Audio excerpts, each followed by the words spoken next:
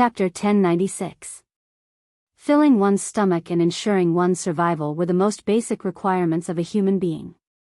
The commander of the Allied forces of the 5 provinces had already been killed by the rebellious deputy general. No one knew what he was thinking.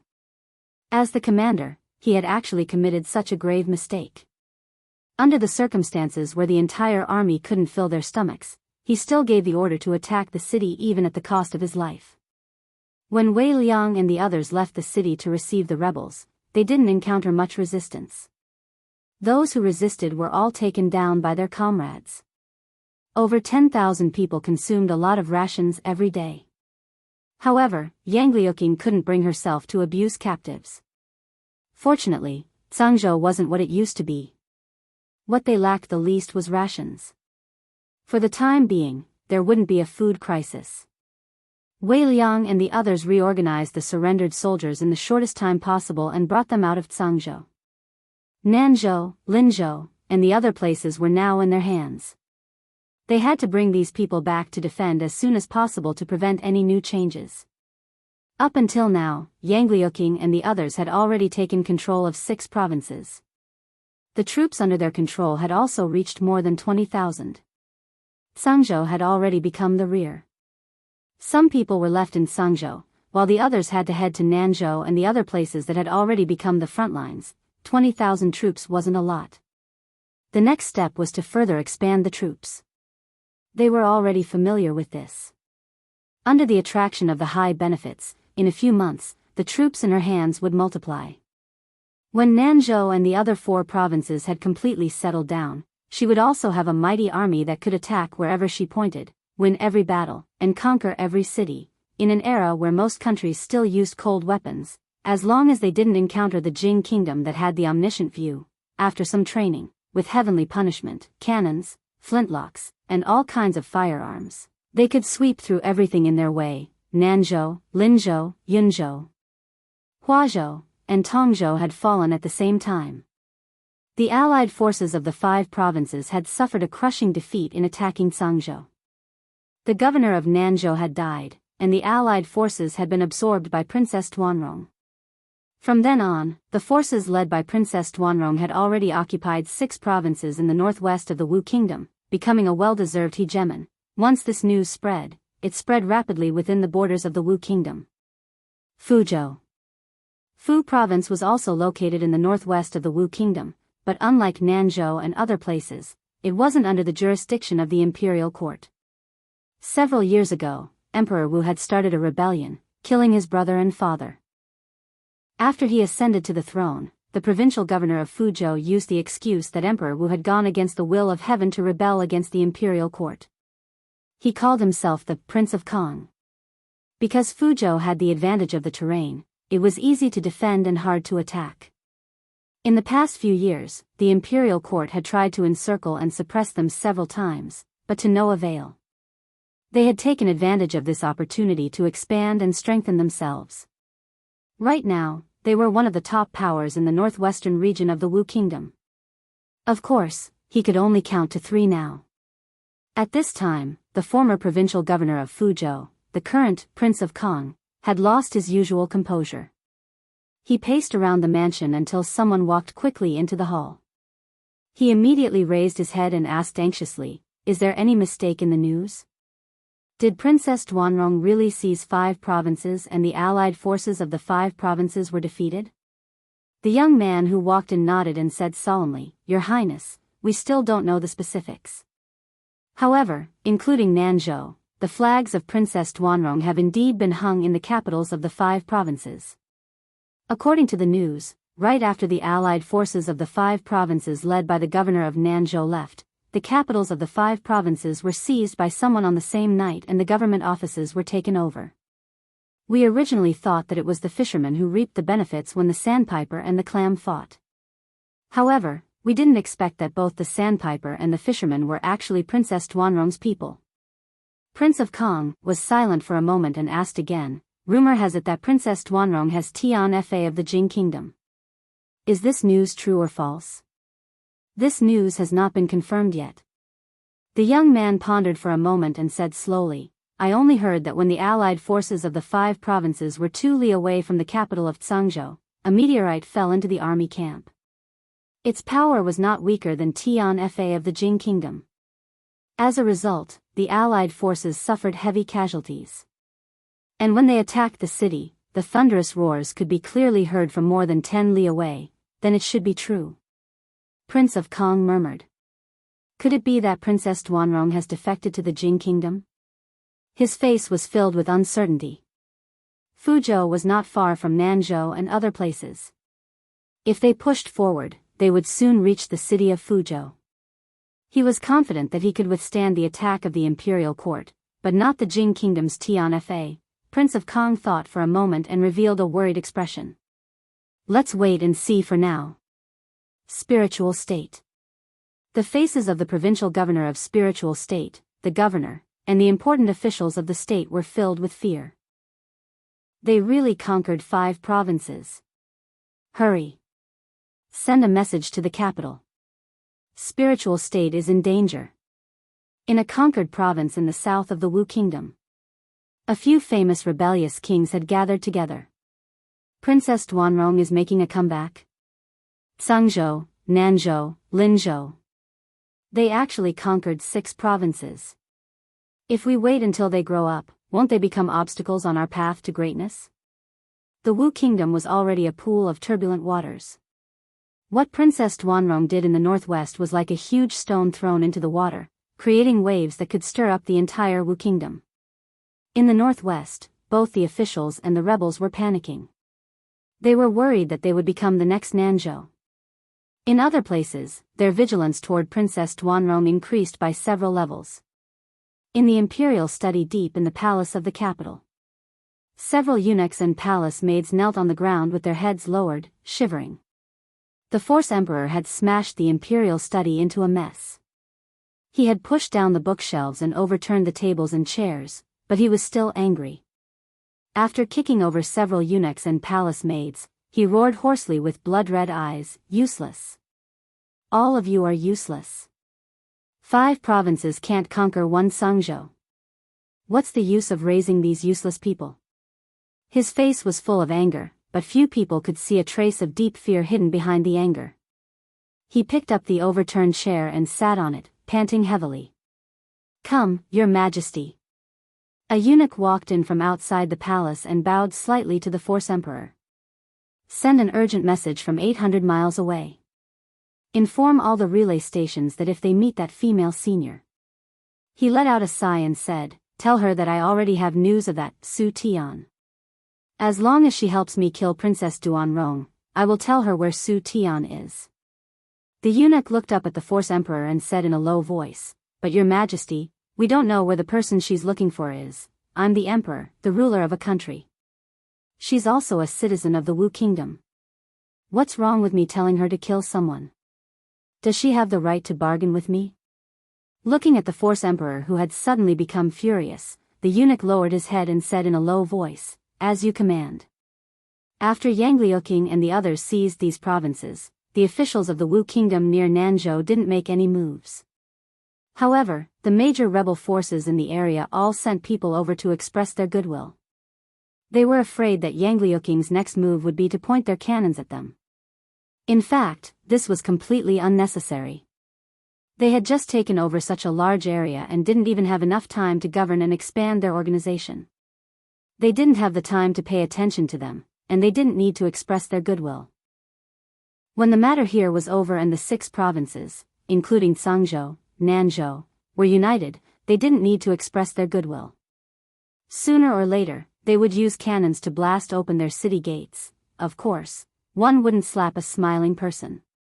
Even if they were enemies, they couldn't turn hostile at this time. Wei Liang and the others even brought the envoys sent by the various forces to watch a military exercise. Tian Fa cannons were fired.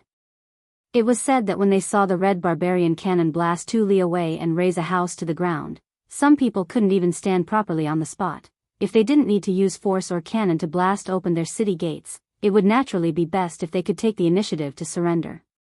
Rui had returned 2 days ago.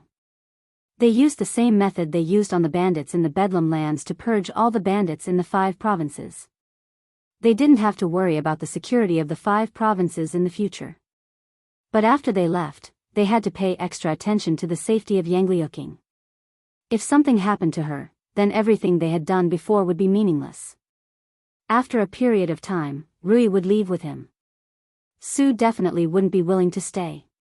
She still had the experts from the Lu League by her side, and her own strength wasn't weak either.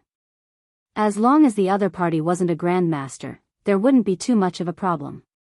Although the possibility of meeting a grandmaster was too small, it was better to be safe than sorry. Li Yi walked out of the courtyard and looked up at the sky. How good would it be if a grandmaster could fall from the sky and stay by her side to protect her? In a certain province of the Wu Kingdom, an old man with white hair and beard was riding on a horse. There was a faint trace of worry on his face. He clamped the horse's belly tightly and shook the reins. There was only a trail of smoke left on the official road. The smoke was pointing in the direction of Tsangzhou. Chapter 1097. According to Li Yi's plan to nurture an empress, after they took over the 5 prefectures, they shouldn't be in a hurry to expand. Instead, they should focus on construction first and forge the 6 prefectures in the northwest into an impregnable fortress. Then, even if they were to go against the imperial court's army, they would have the confidence to contend against them. Unfortunately, things didn't go as planned. Chen Qing and Fan Xiao had led their troops to take over their new territory early in the morning. A few days ago, some of the major forces in the surrounding areas had sent people over. Wei Liang had kindly brought them to watch a military exercise to broaden their horizons. Who would have expected that the next day, the overlords of 3 prefectures would come to surrender and express their willingness to follow the princess to conquer the world? They had been lying low for many years and had endured for many years just to wait for such an opportunity. Perhaps they had betrayed the imperial court back then just to wait for such a wise ruler. Or perhaps it was because on the day of the military exercise, Wei Liang and the others weren't stingy at all. Dozens of red barbarian cannons fired at the same time and razed a section of Tsangzhou's old city wall to the ground. Overnight, the forces that they could control in the northwest had increased by 3 more prefectures. In this way, the entire northwest of the Wu Kingdom had almost fallen into their hands. On top of that, all kinds of crushing firearms had already infiltrated the members of the holy religion in the prefectures and prefectures. It was no different from playing a game of landlord. They had already gotten 2 kings and 4 twos. If they lost such a good hand, it would really be God's will. Greetings, Your Highness. Greetings, Your Highness. Yangliuking's popularity in Tsangzhou had reached an unimaginable level. In the entire Tsangzhou, there were many people who had set up longevity tablets for her. Along the way, many commoners who saw her directly knelt on the ground and kowtowed non-stop. Those who won the hearts of the people would win the world. If she wanted to be the empress, the commoners of Tsangzhou would definitely not have any objections. Even now, there were still many commoners who came to the princess's residence to deliver things every day. Sometimes it was a handful of vegetables, and sometimes it was a few eggs. When they walked back, there were still a few people in front of the princess's mansion. They looked into the mansion, only wanting to see Her Highness's heavenly face. Seeing this, Li Yi was relieved. Lu Meng would continue to expand in the Wu Kingdom and temporarily move their headquarters to the Wu Kingdom. In the places they recovered, the brothels would also be gradually built to cooperate with her to unify the minds of the people. In terms of business, there would also be people in charge to drive the development of these areas. Only when the people had a rich life would they remember her kindness more and more. Now that she had gained a firm foothold here, it was time for Li Yi and Rui to leave. In front of the princess mansion, a guard looked at the woman in front of him who was carrying a child and said, "Sister-in-law, it's not that we don't want to accept it, but we have rules. We don't take a needle or thread from the commoners, not even an egg. If it weren't for you, the 2 of us would have long since died in the chaos. I don't have anything to repay you with, princess. I'll leave this basket of eggs for you to feel at ease." With that, the woman quietly put down the basket, picked up the child, and turned to leave. The 2 guards sighed. The people of Tsangzhou really liked the princess. They had to experience such things dozens of times a day. Another white-haired old woman walked forward. She didn't have anything in her hand. She was probably here to try her luck and see the princess. A guard walked over and said, "Old lady, you should go back. Her Highness has just returned to the mansion. She probably won't leave today." The old woman looked up and asked, "Is Princess Tuanrong inside?" The guard looked at her and thought that the old woman's hearing was bad, so he raised his voice and shouted, "Old lady, the princess has just returned. Come back tomorrow." The old woman glanced at him and said coldly, "You don't have to speak so loudly. No one thinks you're mute." After saying that, she turned around and left. The guard looked at her and felt that this old woman was different from other old women. She came here not to see the princess, but not to take an egg inside the princess's mansion. Although she was leaving with Rui and the others, there were some important things she had to tell Yang Liuqing before she left. This was a small independent courtyard. Li Yi sat with her at the stone table in the courtyard. He picked up a teacup and moistened his lips. He said, "Being supported by the people at the bottom is your advantage. However, it's far from enough. They can help you sit in that position, but they can't help you govern the country. In addition, you have to win the support of the scholars." Before Li Yi finished speaking, he looked up and saw an old woman walking into the courtyard. He stood up. The princess's mansion was heavily guarded. There were also many guards at the entrance of the small courtyard. Even Wei Liang and Chen Qing needed to be notified before they could enter. It was a strange thing for an unfamiliar old woman to appear here. In particular, she was just standing there casually, but she gave off an extremely dangerous feeling. The old woman walked into the courtyard and looked at Li Yi. She asked calmly, "Where is Princess Tuanrong?" Yang Liuqing's back was facing the door. She was about to stand up when Li Yi walked to her side. He put his right hand on her shoulder and pressed it down. He asked the old woman, "Why are you looking for Her Royal Highness?" "Someone asked me to take her life," the old woman said lightly. Her figure flashed, and her speed increased sharply. She slapped Yang Liuqing. As soon as she opened her mouth, Li Yi had already grabbed Yang Liuqing's shoulder and pushed her to the side. He raised his hands and met the old woman's palm. He took a few steps back. There was a trace of surprise on his face. His chest felt uncomfortable. This old woman was even stronger than Rui. At this moment, the old woman had already turned her palm into a claw and was about to grab his neck.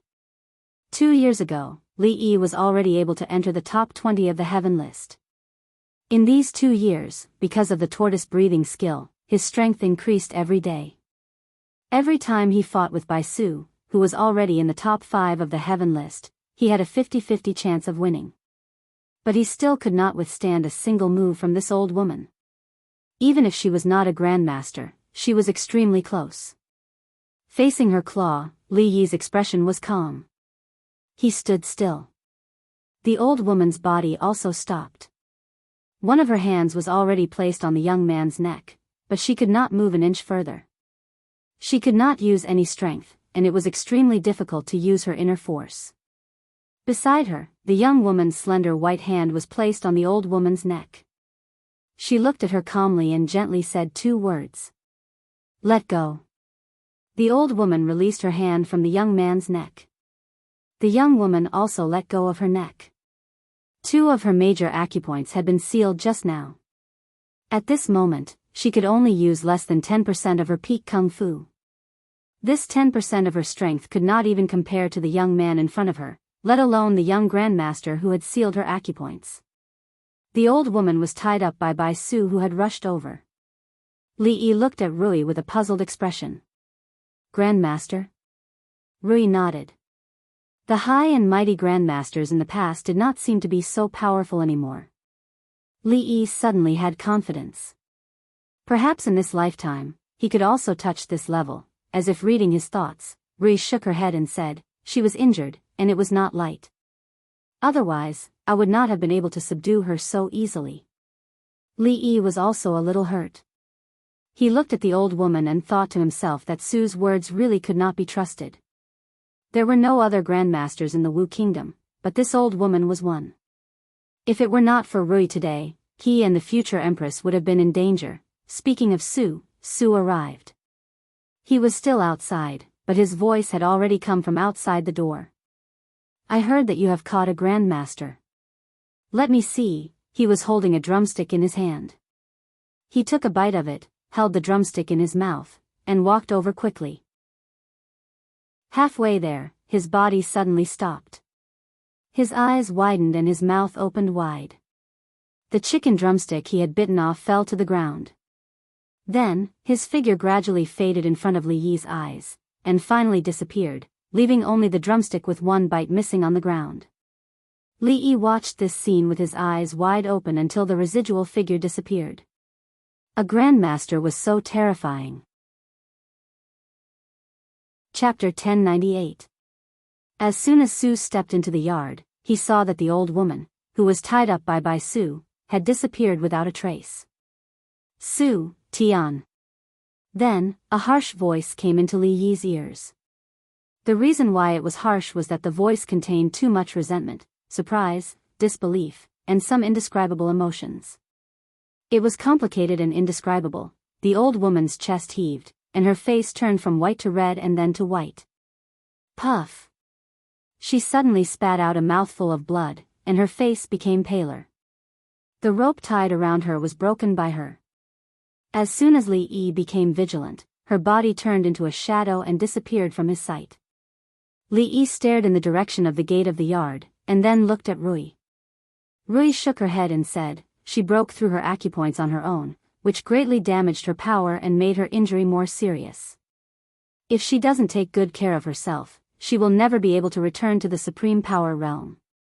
Li Yi knew what would happen if someone broke through their acupoints by force. When they were in Shuzhou, Rui also broke through her acupoints by force to save him. The result was that the heroine Mississippi Lu became even worse than an ordinary woman. She needed to be fed, carried to bed, and dressed. He took care of her meticulously for several months before she got better. The heart-wrenching Su Tian just now was still echoing in his ears. Just thinking about it made his hair stand on end and he shuddered. With such heavy resentment, Su must have an irreconcilable feud with her. She didn't hesitate to break through her acupoints and destroy her own foundation to chase after him for revenge. Unfortunately, even if she was at her peak, she might not be a match for Su. Now that she was seriously injured, it was even more impossible. Li Yi held Rui's hand and walked out of the door. If they were too slow, they might miss an annual drama. It was very likely to be a drama with many twists and turns. Bai Su and Yang Liuqing looked at each other and quickly followed. Outside the princess palace, the old woman stood on the street and looked around. That person's figure was already gone. She seemed to be in a daze as she screamed. Su Tian! Su Tian, come out! You had the ability to do such a thing in the past. Why don't you have the ability to come out now? Come out! Outside of the princess's mansion, there were already many commoners gathered. At this moment, they were looking at the old woman in the middle of the road with astonishment and confusion. Li Yi held Rui's hand and stepped out of the princess mansion. The door of the princess residence was broken, and no one knew who did it. What did he do? Li Yi looked at the old woman who was on the verge of going crazy. Could it be that when Su was young, he also had a romantic debt? How could someone fall for someone like him? This old lady didn't seem to be blind. Xiao. A figure dashed over from afar and stopped 30 feet away from the old woman. It was a white-haired old man. His hair was messy and he looked travel-worn. He looked a little flustered. He looked around and saw the broken door of the princess residence. Then, he looked at the old woman and said hoarsely, "You've already done it." The old woman didn't seem to see him. Her eyes were unfocused as she said hoarsely, "Su Tian, come out, come out." Crazy woman, what did you do to Qing, In a rage, the white-haired old man's body swayed and appeared in front of the old woman. He pressed his palm on her shoulder. The old woman took a few steps back and spat out blood again. However, she didn't fight back. She just stood there and stared blankly in front of her. Li Yi looked at Rui. Before he could say anything, Rui nodded slightly and said, "Grandmaster." Su had once said that it was impossible to see a grandmaster here. In just a quarter of an hour, he had seen two. Strange Su was indeed strange Su. His words couldn't be trusted easily. "Crazy woman, I won't argue with you for chasing me all the way here. But you harmed Xing, so I'll make you pay with your blood." On the long street, the old man looked at the old woman. His face was full of anger. He said in a stern voice and slapped the old woman's chest. Bang! This was not the sound of his angry slap landing on the old woman's body. Out of nowhere, a foot stretched out and kicked him in the chest. He flew backward and fell to the ground in a sorry state. He took a few steps back and patted his chest.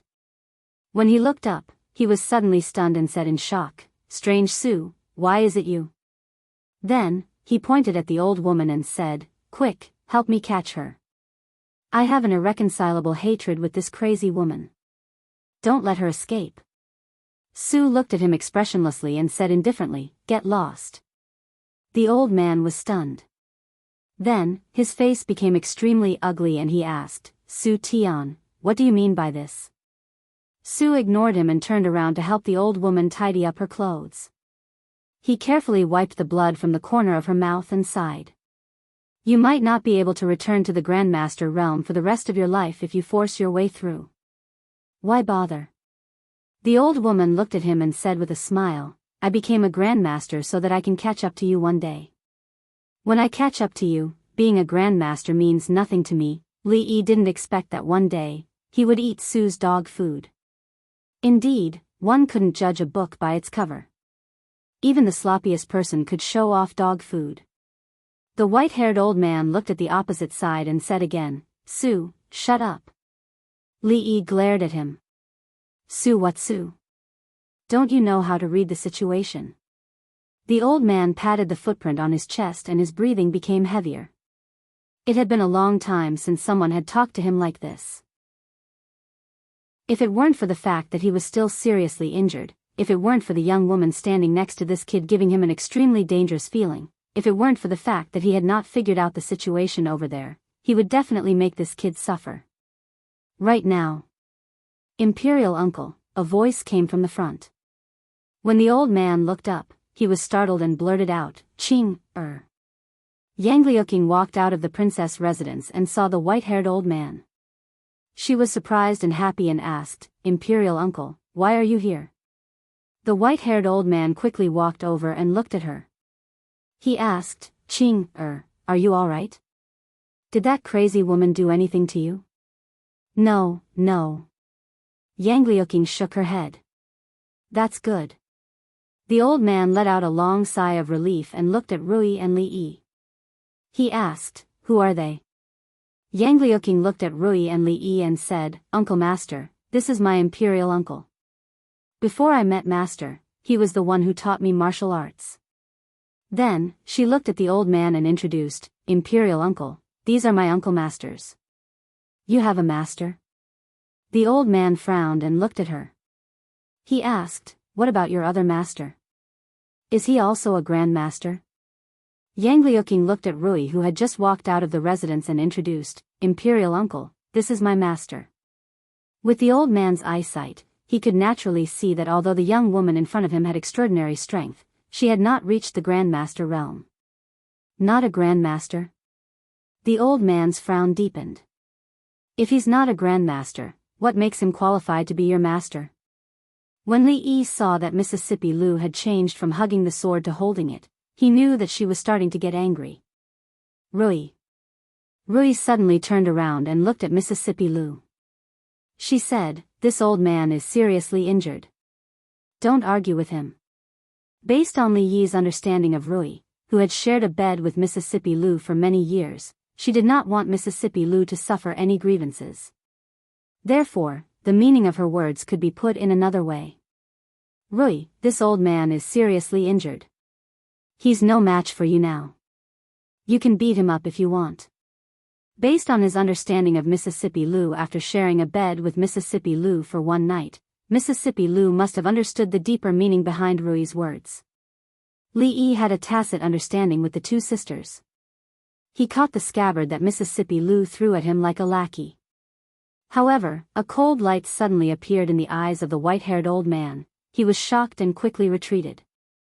He shouted angrily, "What are you doing?" "Yang Liuking's master." Mississippi Lu looked at him and hugged the sword. "Lu Rui, please advise me." Chapter 1099. The old woman, who had an inexplicable relationship with Su, was already seriously injured. Then, she forcefully opened her acupoints, which worsened her injuries.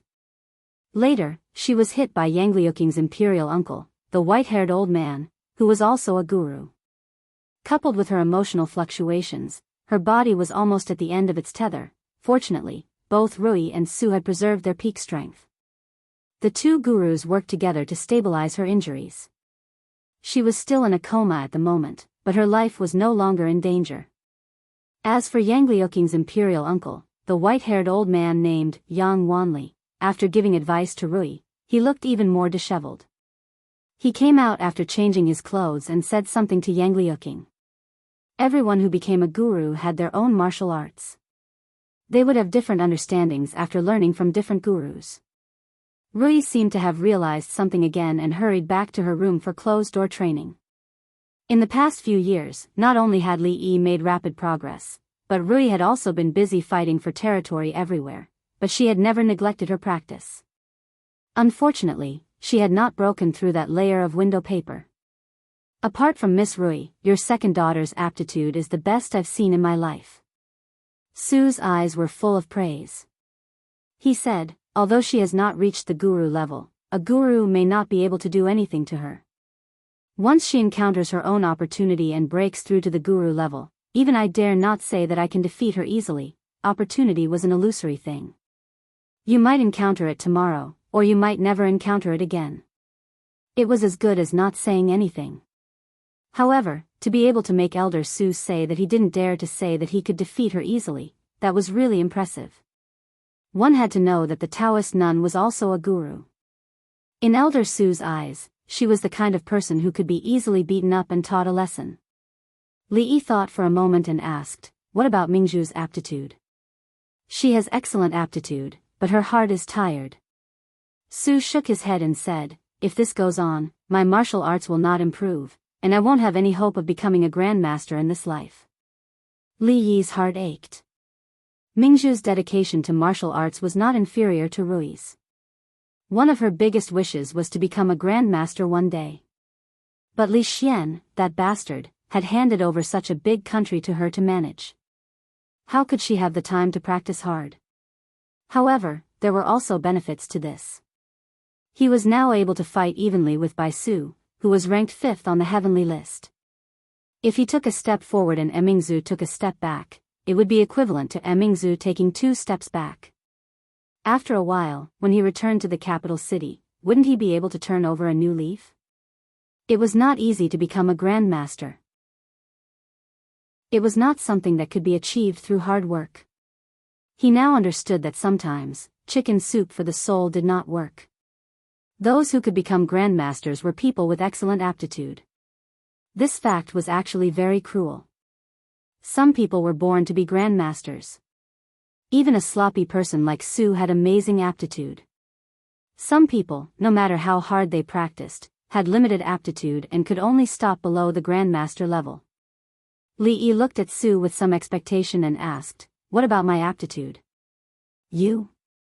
Su looked at him and twitched the corner of his mouth. Hee hee. It was used to express mockery, disdain, perfunctory, end of chat, and awkward silence. Li Yi knew that compared to Mingzhu, Rui, and Rui, he was indeed not a person with amazing aptitude. But he did not have to make this expression of a toad wanting to eat swan meat. Li Yi was silent for a moment, then suddenly looked up at him and asked, "Su and Senior Tian, what on earth is going on? Who wouldn't hurt each other? You stab me, I stab you, back and forth, fair and just." Senior Tian was that old woman who was a grandmaster. This time it was Su's turn to be silent. He was silent for a moment and was about to speak when Li Yi reached out his hand and said, "Don't say it first. Let me guess." The story of the two of them was actually not difficult to guess. Based on old Su's obsession with martial arts, the words that the old woman shouted on the street, and his expression of love, hate, resentment, and joy when he looked at old Su, if he was so stupid that he couldn't even guess this story, how did he get Rui, Zumo, and Ruoqing? Why don't I tell you a story first? Li Yi thought for a moment and said, "Once upon a time, there was a woman in Jianghu who vowed to become a grandmaster. When she carried a sword and rode a horse, she decided to march on the road of a grandmaster without stopping. Suddenly, a man appeared and hugged her tightly, telling her that he wanted to spend the rest of his life with her, see all the romance in the world, and taste all the warmth and coldness of the human world." Old Su buried his head even deeper, letting Li Yi know that his train of thought was correct. The woman was very happy when she heard these words. She broke her sword and let go of the horse, wanting to spend the rest of her life with him, see all the romance in the world, and taste all the warmth and coldness of the human world. But when she looked back, he was gone. Li Yi looked at him and said, "This is the story of a heartless man abandoning an infatuated woman. Are you that heartless man? I let her down." Elder Su sighed, then shook his head and said, "But there's one thing you're wrong about." "What is it?" "She is not a woman in Jianghu." When he said this, there was a rare gentle smile on his face, and he murmured, "She is a young lady from a rich family. She doesn't know martial arts, but she is well-read, good at singing and dancing, and good at playing the zither. At that time, when I was practicing, she would always play the zither for me." Wait. Now was not the time to eat dog food. Li Yi couldn't help but interrupt him and asked, "You said she doesn't know martial arts?" If he wanted to refute him, there was no need to find such a flawed excuse. If a grandmaster didn't know martial arts, then what were they? Su shook his head and said, "At that time, she really didn't know martial arts. Logically speaking, when she was a teenager, she didn't learn martial arts. If she didn't know a cheating martial art like the turtle breathing skill, there was not much hope for her to become a grandmaster in this life. But that old woman should have been a grandmaster for a long time. In such a short period of time, she turned something rotten into something magical."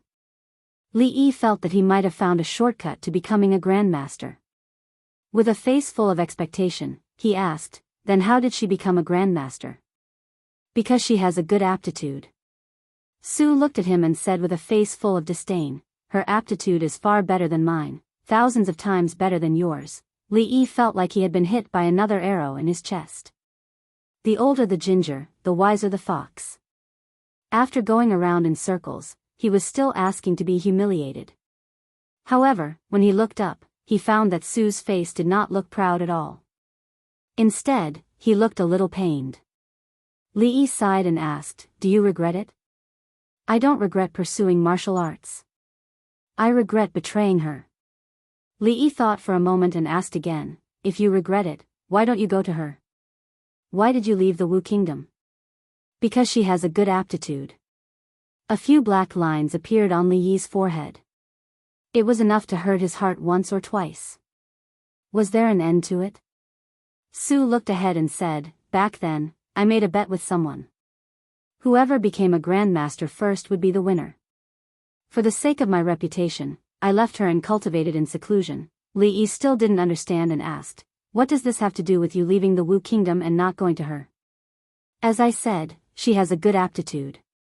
Looking ahead, Su looked a little frustrated and said, "After I left, she began to practice martial arts.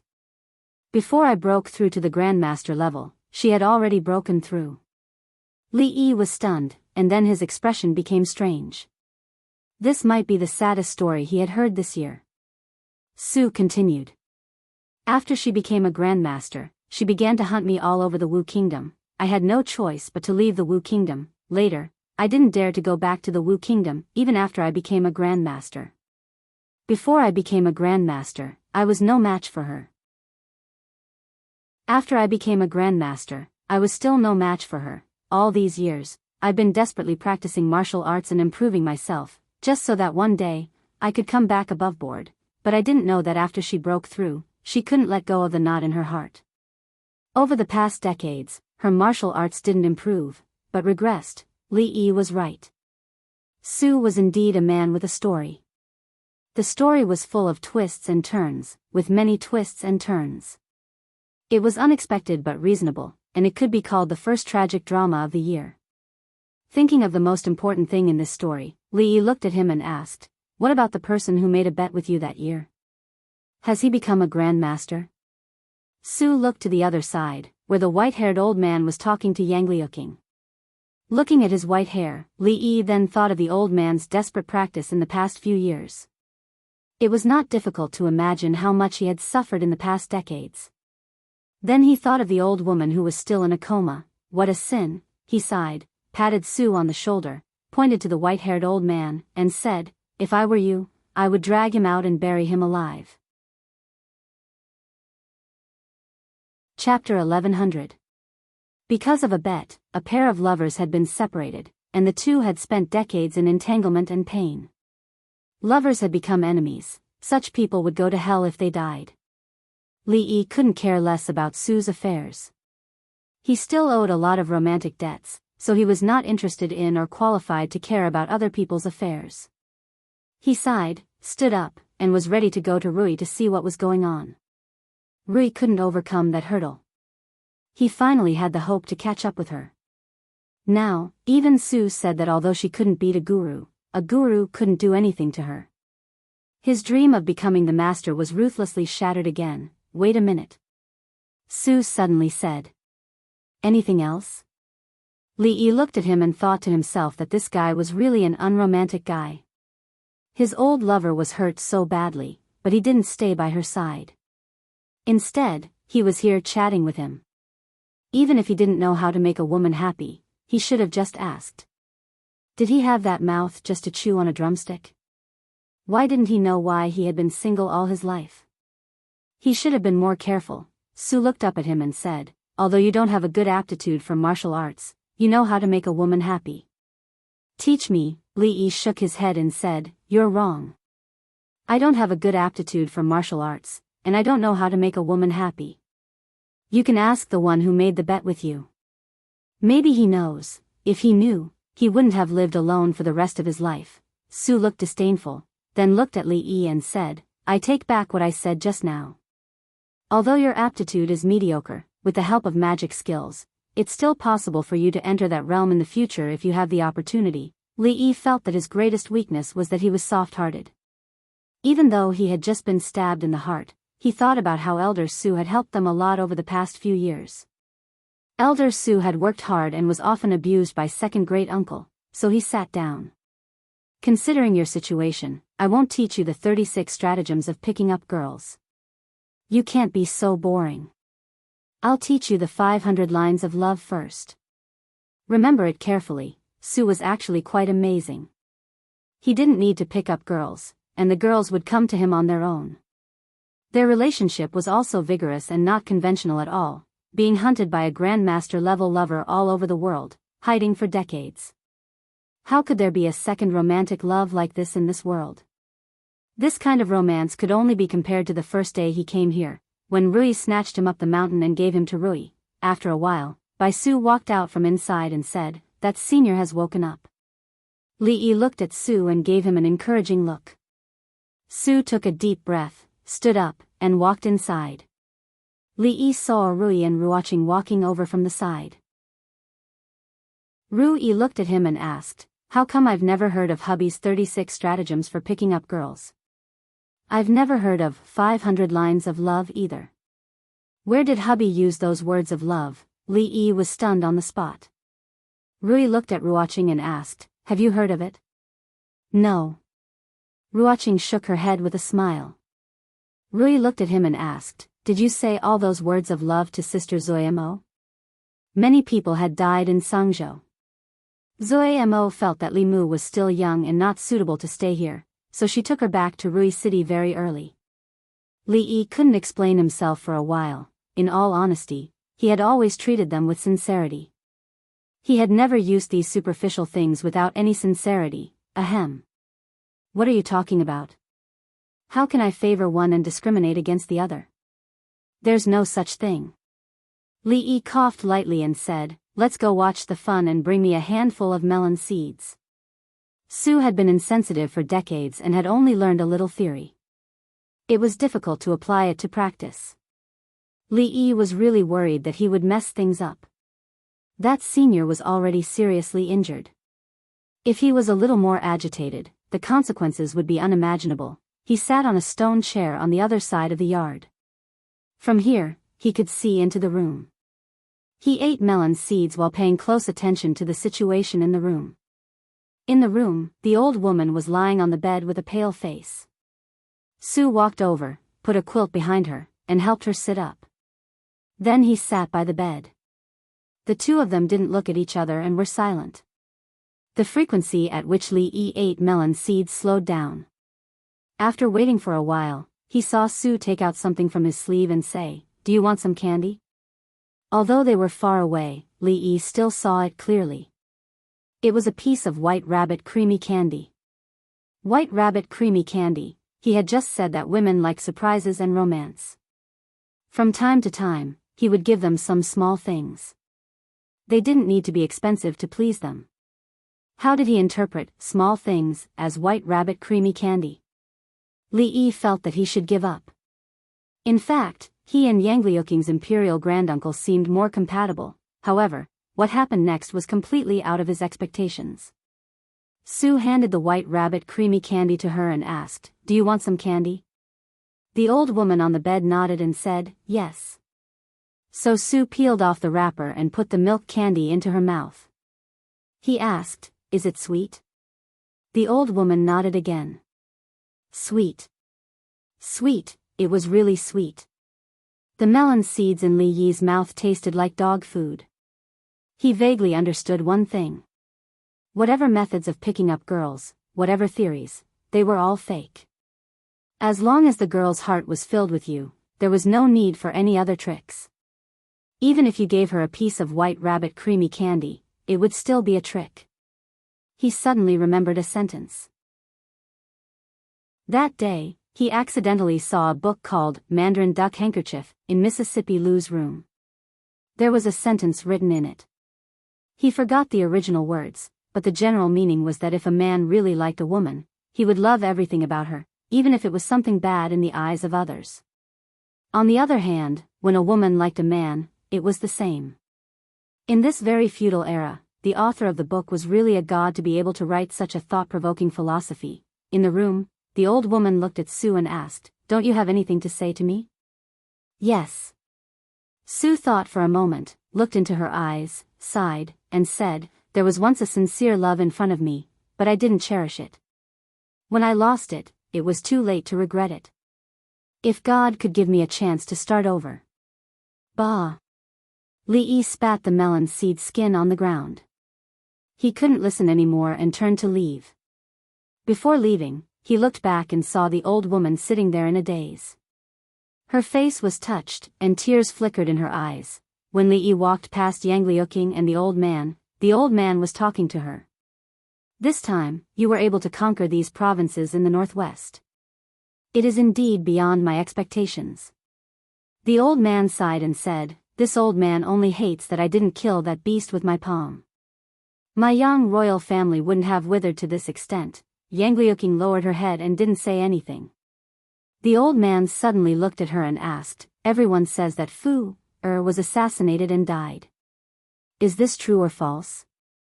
Yang Liuking looked at him. After a moment, she shook her head and said, "Yang Fu is still alive." "That's great." The old man called Yang Wanli stood up and said, "I heard that you have the weapons of the Jing Kingdom's army. It is extremely easy to break through the walls and attack the city. Yang Zhe has already betrayed the people. You gather the army and fight all the way from here to the imperial capital. This is not a fantasy. At that time, kill that traitor, restore order, and support Fu to the throne. Only then can the Wu kingdom have a way out." Li Yi stopped in his tracks and glanced over. Su walked out of the room with a face full of joy. Seeing Li Yi's expression, he asked, "What's wrong?" Li Yi looked at him and said, "About what I just said to Elder Su, you should reconsider it." Su was puzzled and asked, "Think about what?" Li Yi sighed and said, just bury him. Chapter 1101. This old man also did not expect that you would be able to obtain so many divine weapons from the Jing kingdom. With the help of these things, as long as you have more than 100,000 soldiers, you will be invincible and invincible. No city will be able to stop you. In at most a year, you will be able to subdue all of the provinces and counties of the Wu kingdom and bring your army to the imperial capital. The old man called Yang Wanli spoke in high spirits as if he had already seen the scene he had described. He was completely unaware that the atmosphere had already quietly changed. Yang Liuqing lowered her head with a complicated expression. Li Yi's gaze suddenly became emotionless. Su Tian looked at him and slightly shook his head. Yang Liuqing raised her head to look at Li Yi. Her lips moved. Although she did not speak, Li Yi understood her expression and did not say anything for the time being. Soon after, she turned her head to look at the white-haired old man and said seriously, Imperial uncle, I want to be the emperor. With the red barbarian cannon, the imperial guards of the imperial capital will not be a match for you. As Yang Wanli's spittle flew, he suddenly stopped. After a moment of shock, he looked at her and asked, what did you just say? Yang Liuqing met his gaze, her expression still extremely serious. She said word by word, I said, I want to be the emperor myself. Yang Wanli frowned and said in a deep voice, do you know what you are saying? Yang Liuqing nodded and said, I know. I said, after we fight our way to the imperial capital, I want to be the emperor myself. She repeated these words 3 times. Each time her expression became more and more serious, but each time her tone became more and more indifferent. It was as if she was saying something insignificant. She was not discussing it, but announcing it. A bunch of nonsense, a bunch of nonsense. The white-haired old man looked at her. Before he could reprimand her, Su patted his shoulder and said, come with me. The white-haired old man glanced at Yang Liuqing and followed Su to the other side. Su stopped and turned his head to look at him. He said, you better give up on your previous thoughts. Yang Wanli frowned. Su, what do you mean by this? I've seen Yang Fu. Su shook his head and said, that child is already useless. Rather than letting him become the emperor, it would be better to let the Wu kingdom continue to be in chaos. Yang Wanli glared at him and said, speak clearly. Su looked at him and asked, do you know why your niece could conquer the entire northwest of the Wu kingdom in such a short time? Because they have the Jing kingdom's Tian Fa and the red barbarian cannon. Do you know where these things came from? Yang Wanli was stunned, then shook his head. That's Jiang of Silla from the Jing kingdom. He gave me these things. Su pointed at Li Yi and continued, you may not know who Jiang of Silla is, but it doesn't matter. All you need to know is why he helped your granddaughter. Why? His disciple sprained his ankle. Su looked at him and said, because of that idiot grandson of yours. You may not believe it, but because of this simple reason, the world he obtained by killing his brother and father was gone with a bang. After listening to the story, Yang Wanli was stunned. When he came back to his senses, he looked at Su and asked, do you think I'm muddle-headed? Su didn't answer. He looked at him and said for the last time, the world of the Yang clan can fall into anyone's hands, but it can't fall into the hands of that idiot grandson of yours, and it can't fall into the hands of Yang Fu. Do you understand? Yang Wanli looked at him for a long time and said in a deep voice, what if I object? I will first cripple your martial arts. Su looked at him and said, don't look at me like that. You're no match for me right now. You can't even beat the second young mistress. Even if you're not injured, I can still cripple your martial arts. Yang Wanli didn't doubt his strength. Although he was injured, his eyesight and perception were still there. He didn't want to admit it, but he had to admit that the current Su was very strange, and he couldn't see through him. On the path to becoming a grandmaster, he had at least taken a big step ahead of them. Yang Wanli looked at him calmly.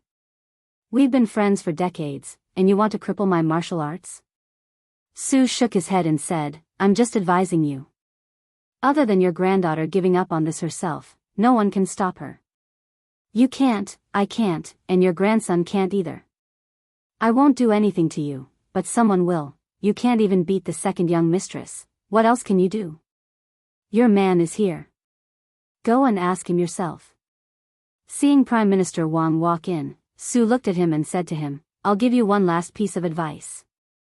Don't mess with Jiang of Silla. After all, you can't even beat the second young mistress. He turned around and left. After taking 2 steps, he turned back and looked at Prime Minister Wang, saying, Wait a minute. He walked back and kicked Yang Wanli's butt, sending the latter flying. This kick is for the palm you just hit her with. His figure flashed and he chased after him. Another voice came from outside the door. This kick is for making her chase you for 2 months. This kick is for losing a bet with me. This kick is for my own will. Seeing Su walk in, Li Yi asked, Is it done? Su nodded and said, Don't worry. He's not a stubborn person. Otherwise, he would be the martial emperor now. I'm not asking him. Li Yi shook his head. Did it make any difference whether the old man did it or not? He couldn't even beat Rui.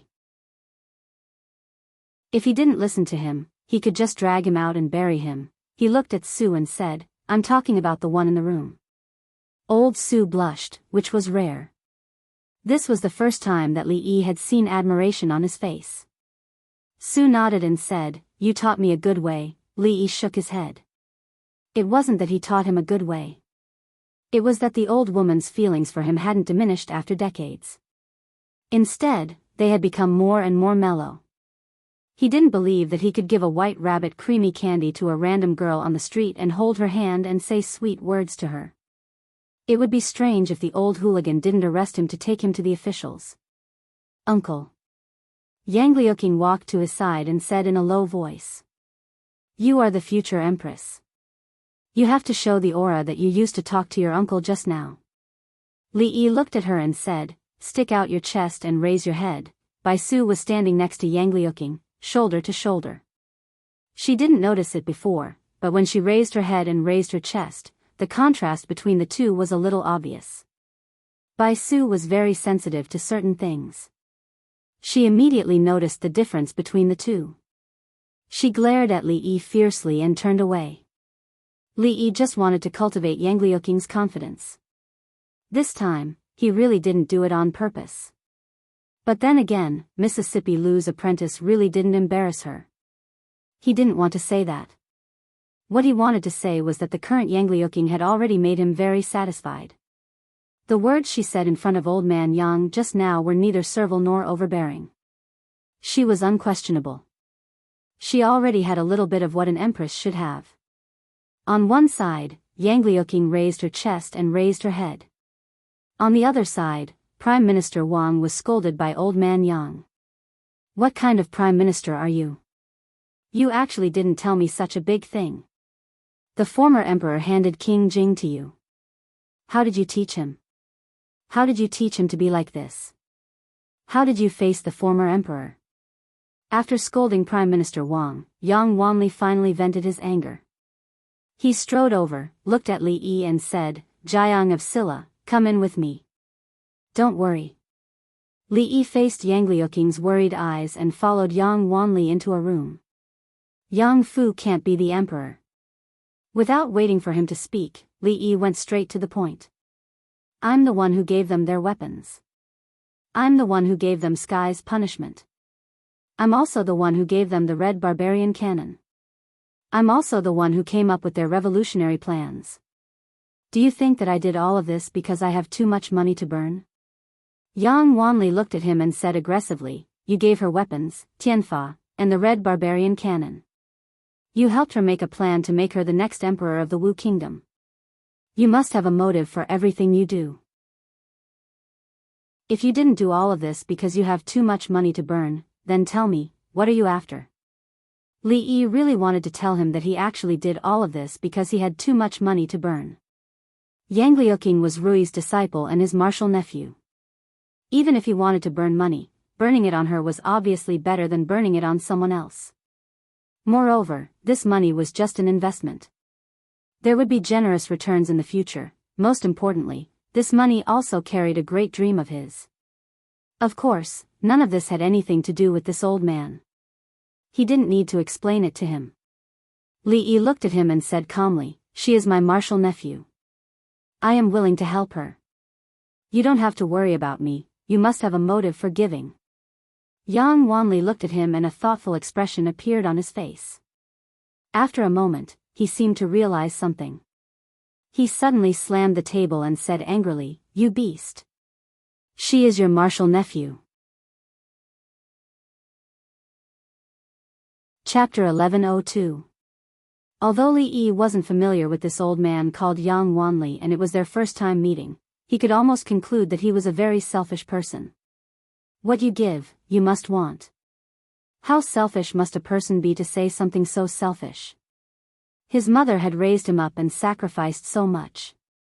What was he after? Prime Minister Wang was already so old, yet he gave up the luxurious life in the imperial capital and the high position of Prime Minister, who was below only one person but above tens of thousands of people, and risked his life to follow Yang Luqing around, wholeheartedly assisting her. What was he after? Mississippi Lu, because of the master-disciple relationship, gathered the masters of the Lu Alliance to help her take down 5 cities. What was she after? This old man wasn't only selfish, but also arrogant. He liked to impose his thoughts on others. Yang Liuqing was his martial nephew. He helped his martial nephew take revenge, help his martial nephew fulfill his wish, help his martial nephew plan his life. What was going on? What was going on? Yang Wanli looked at him and said in a low voice, "Since ancient times, there has never been a female emperor, forget it." Li Yi interrupted him with a wave of his hand. "Don't think that you can speak irresponsibly just because you're old. Who says that no woman has ever been an emperor since ancient times? Do you not pay any attention to current affairs other than cultivating? Also, even if there isn't a female emperor, why can't she be the first? You?" Yang Wanli was speechless at Li Yi's question.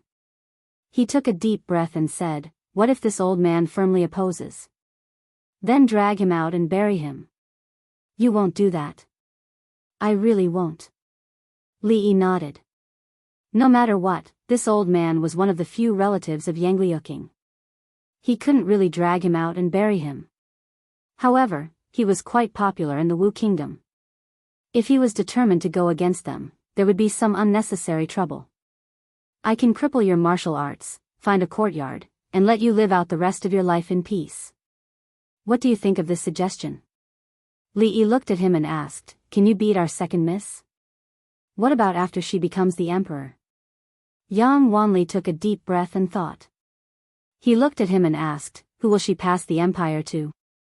"That's her business. Didn't Prime Minister Wang tell you just now?" Li Yi shook his head and said, "Whether it's passed to her son or daughter, that's your Yang family's business. You can pass it to whoever you want, but it won't be passed to my son. It has nothing to do with me." Li Yi knew what old Yang was worried about. He wasn't worried that Yang Liuqing would become the first emperor in the Wu Kingdom or even the world. He was worried that Yang Liuqing would interfere with the Wu Kingdom's imperial power. He had experienced this kind of thing once in the Jing Kingdom. If it weren't for the fact that his family had no interest in being the emperor of the Wu Kingdom would have been his child instead of Yang Liuqing's. Old Yang would have been planted in the ground instead of standing here and talking to him. He had explained everything clearly. He glanced at Yang Wanli, turned around, and walked out of the room. Compared with wasting time here, he wanted to see what was going on with Rui. He was a little confused. He hoped that Rui could make a breakthrough, but he didn't want Rui to make a breakthrough. He hoped that she could realize her wish, but he didn't want to live under her shadow for the rest of his life. If she didn't make a breakthrough, he would have a chance to turn things around. If she made a breakthrough, he could only be suppressed by her for the rest of his life.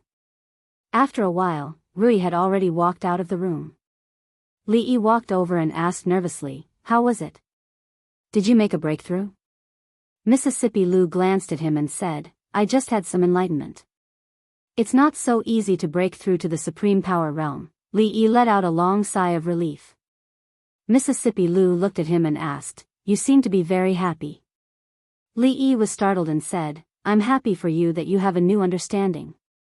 But it's fine if you didn't break through. Elder Su said that you broke through by chance. After a while, let's go out and enjoy the scenery.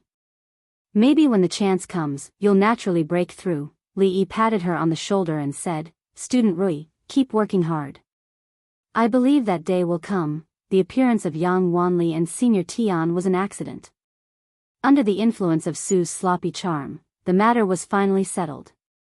Senior Tian leaned against the bed, took Yang Liuqing's hand, and said apologetically, Miss, I'm sorry. Yang Liuqing smiled, indicating that she did not care. Old Yang changed his clothes.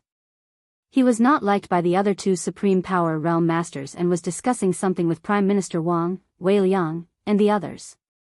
When he saw Li Yi walk into the room, he hurried over and called Yang Liuqing over, as if he was guarding against a thief. In fact, 3 Supreme Power Realm Masters were enough to sneak into the imperial palace of the Wu Kingdom and use violent means to force the current Emperor Wu to abdicate. However, Senior Tian was seriously injured and her foundation was damaged. She needed a long time to recuperate. Old Su would definitely be by her side, so this plan could not be carried out for the time being. Secondly, Li Yi did not want to do this. Although forcing the Emperor Wu to abdicate could directly achieve their ultimate goal, it would only be a superstructure, and the foundation would not be stable. The Wu Kingdom would still be a chaotic Wu Kingdom, which was not in line with their original intention.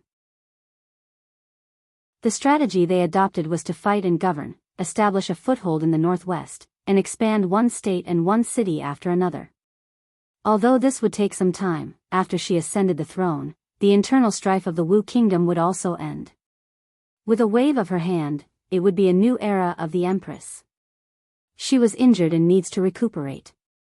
This time, I won't go back with you. Su looked at Senior Tian on the bed, then turned to look at him and said. Li Yi nodded. The Wu Kingdom was basically settled. Shuzhou and Rui City had been stable. Su would stay here to take care of Senior Tian and protect Yang Liuqing at the same time, in case old Yang regretted it. Since he had taken the initiative to suggest it, there was no need for him to say it himself. In fact, they did not have anything important to do next. They would probably go sightseeing, travel around various countries, fulfill Rui's Jianghu dream, and accompany Rui and the others. Of course, in the process, whether it was the Qi Kingdom or the Jing Kingdom, there were still some things that needed to be settled. Of course, these were all things that needed to be planned after they returned to Rui City. Su thought for a while, then looked at him and asked, You are going to the Qi Kingdom, right?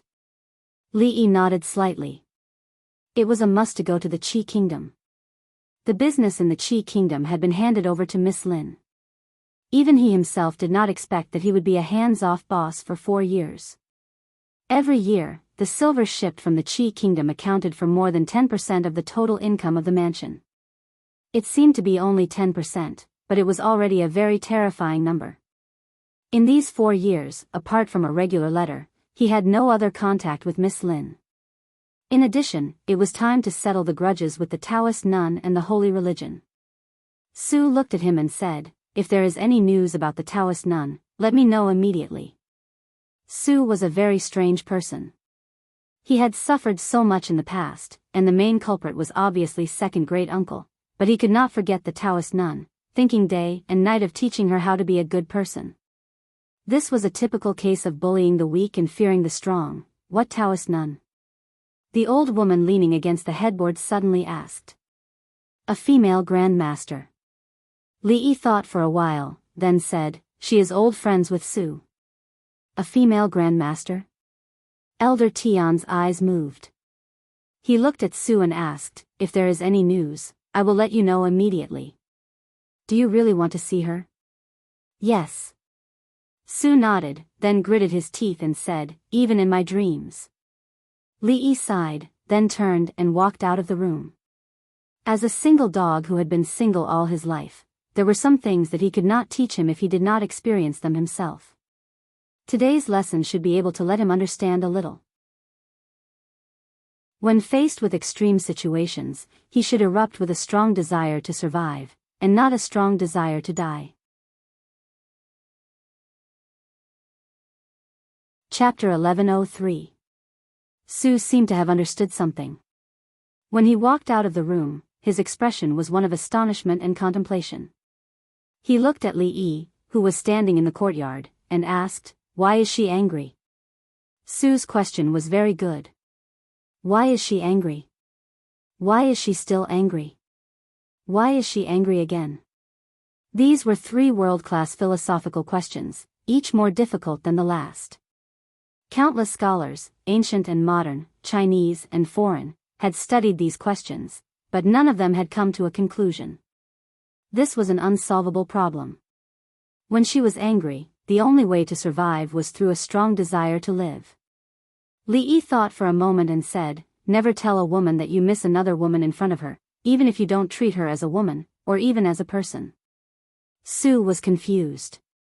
"But that damned Taoist nun is my enemy. First of all, she is a woman that you dream of." Li Yi looked at him and said, "Other than Elder Tian, the only woman you dream of is your mother. But my mother passed away decades ago. So there are no exceptions." Li Yi felt that he had made it clear enough. If Elder Su still did not understand the deeper meaning behind his words, then he was not prepared to teach him anymore. It would be more dignified to talk about a smart, naive, and adorable student like Shou Ning. If he were to talk about a student with such poor comprehension skills, he, the great King Jing, would not be able to bear the embarrassment. Su nodded as if he understood. He asked, "Then why didn't you stop me just now? If I had stopped you, you would never have realized this problem." This actually involved a higher level of knowledge that he did not understand at the moment. In the past few years, Li Yi had used his own experience to explain that the desire to live was not innate. It was a precious experience that he had learned through constant courting death and experiencing many successes and failures. If he was already a king in this aspect, then Elder Su was just a LVL1 rookie. He still had a long way to go in terms of leveling up, and it was bound to be interspersed with countless blood and tears. Su thought for a moment and nodded. He said seriously, "Teach me a little more." In fact, there was no shortcut to this path. Li Yi really didn't know where to start when he asked so bluntly. He thought for a moment and said, "I recommend you a book. You should read it when you have time. The book is called Mandarin Duck Handkerchief. It depicts the psychology of women very deeply and vividly. If you want to conquer women, you must first understand women." He had been a complete stranger to love in the beginning, but in the past few years, he had realized some things through his own experience. The longer time passed, the more he admired the great goddess who wrote the Mandarin Duck Handkerchief. Her knowledge and understanding of the relationship between men and women were so deep that he was convinced. He almost prostrated himself before her. "Mandarin Duck Handkerchief?" Su nodded and asked, "Where can I buy it?" This was the key question. Mandarin Duck Handkerchief could only be found in the Jing Kingdom, and it was also copied among women. It was forbidden to be sold on the market. She only knew Mississippi Lu had it. She would ask for him later. "I'll ask for you later." Li Yi thought of something and asked, "You said that Rui needs a chance to break through to the supreme power realm. What is a chance?" He still hoped that Rui could achieve her wish. Even if he would be under her for the rest of his life, he did not care. It did not matter to him whether he was on top or below, as long as she liked it. Su looked out of the courtyard wall and said, "Between life and death, love and hatred." Li Yi looked at him and asked, "Which one do you belong to?" "Back then, I was high-spirited and vigorous. I roamed the Jianghu and helped the weak. I made many enemies. One time, I was chased by my enemies and my life was hanging by a thread. Only then did I comprehend the great path of a grandmaster. One aperture after another, I turned defeat into victory and killed all my enemies with my sword." Su said it casually, but Li Yi heard the thrill in it. People's potential was forced out. Between life and death, one could realize the slim chance of survival and break through the shackles of martial arts. It sounded like it. But how many people in the Wu Kingdom and how many Supreme Power Realm Masters were there? The old lady lying on the bed must belong to the second kind. Yang Wanli did not know, but he was the first kind. There were so many people who practiced martial arts in the Wu Kingdom, but there were only 2 people who broke through to the supreme power realm between life and death. What about the others? Those who did not break through were all dead. Li Yi did not want Rui to choose the first way. If something happened to her, who could he find a sister-in-law who could cook so well? He looked at Su and asked, what does love and hatred mean? Separation in life and death, great joy and great sorrow, and great ups and downs. Great joy and sorrow, and great ups and downs, belong to emotions. It was not difficult to understand. It was similar to turning sorrow and anger into strength, or suddenly exploding in a small universe. Taoist nun belonged to this kind.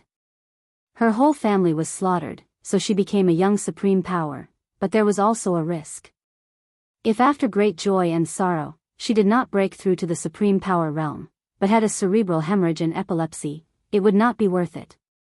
He frowned slightly and asked, is there no other gentler way? That depends on your luck. Su shook his head and said, Yang Wanli became a supreme power after a night's sleep. As far as I know, your wife did not spend much effort to become a supreme power. Changde was born with a disability, so he is different from normal people like us. We can't compare him. That ox nose in your Jing kingdom is famous all the time, but he is only a supreme power. Li looked at him and asked, after saying so much, if you want to become a supreme power. Su nodded and said, it still depends on your luck. After saying so much, they went back to the topic of luck. Li planned to borrow books from Mississippi Lu first. When it came to martial arts, it was better to let nature take its course. Life and death, and great ups and downs, it was better for her to treat him better. She would rub his shoulders and cook his noodles. Maybe she could share some of his transmigrator halo with her, and he would become a supreme power after a night's sleep. Rui never hid her knowledge in martial arts. When Li Yi walked into her room, she was teaching by Su and Yang Liuqing. No wonder their martial arts improved so quickly. Rui always gave them special lessons, helping them step by step and teaching them personally. It would be strange if he could leave them behind. He walked to the bedside and said, Rui, lend me the book under your pillow. Mississippi Lu was busy. She looked up and asked casually, what book? The Mandarin Duck Handkerchief. Li Yi lifted her pillow and said, the one you made notes on, the one you wrote a lot of thoughts in. Where did it go? Mississippi Lu stood up abruptly and looked at him with a face full of shame and anger. You went through my stuff? I accidentally saw it once. What are you so nervous about? Li Yi glanced at her and said, it's not me who wants it, it's Su who wants to read it. You can lend it to him. When Elder Tian recovers, he can provide you with another grandmaster to practice with. I threw it away. Mississippi Lu glared at him, the anger in her eyes still lingering. Threw it away? Li Yi shook his head. It would be a waste to throw it away. She looked at Yang Liuqing and asked, do you have this book? Yang Liuqing's face turned red. She would not lie. It seemed that she did have it. Li Yi was about to ask again, but she lowered her head and said softly, I left it in Rui City. I didn't bring it. Li Yi looked at Bai Su. Bai Su took out a thin book from her sleeve and threw it to him. She said lightly, remember to return it to me after reading it. The white heroine was indeed forthright. Li Yi handed the book to Elder Su and told him to keep it safe. After he finished reading it, he realized a problem. The Mandarin Duck Handkerchief was the ancient version of the 36 stratagems for catching a man. It taught women how to pick up men. Why did Bai Su read this kind of book? Did she also want to understand women's minds? It was unnecessary. If she had the time, she might as well learn how to pick up girls from him. However, the Mandarin Duck Handkerchief could be called the emotional textbook for women in the Jing Kingdom. It was too widely spread. In the past, he only knew that Xiao Huan and Xiao Chui had it. He did not expect that even Rui and Yang Liuqing could not avoid it. Even Bai Su carried one with her. He wondered if Mingzu had it. The strange thing was that Rui, Ruoqing, and Zuimo had been with him day and night, but he had never seen them read it. During the meal, Li Yi finally asked this question. Rui looked at him, shook her head, and said, I've heard of the Mandarin duck handkerchief, but I've never seen it. Ruoqing also shook her head slightly and said, I've seen it with a sister before. I flipped through a few pages, but then I was delayed by something, so I didn't read it again. Why do you ask this? Nothing. I'm just asking. Li Yi put their favorite dishes in their bowls. Looking at Mississippi Lu and Yang Liuqing opposite him, he thought that nothing could be biased. After all, Rui and Ruoqing were different from single dogs who had no partners.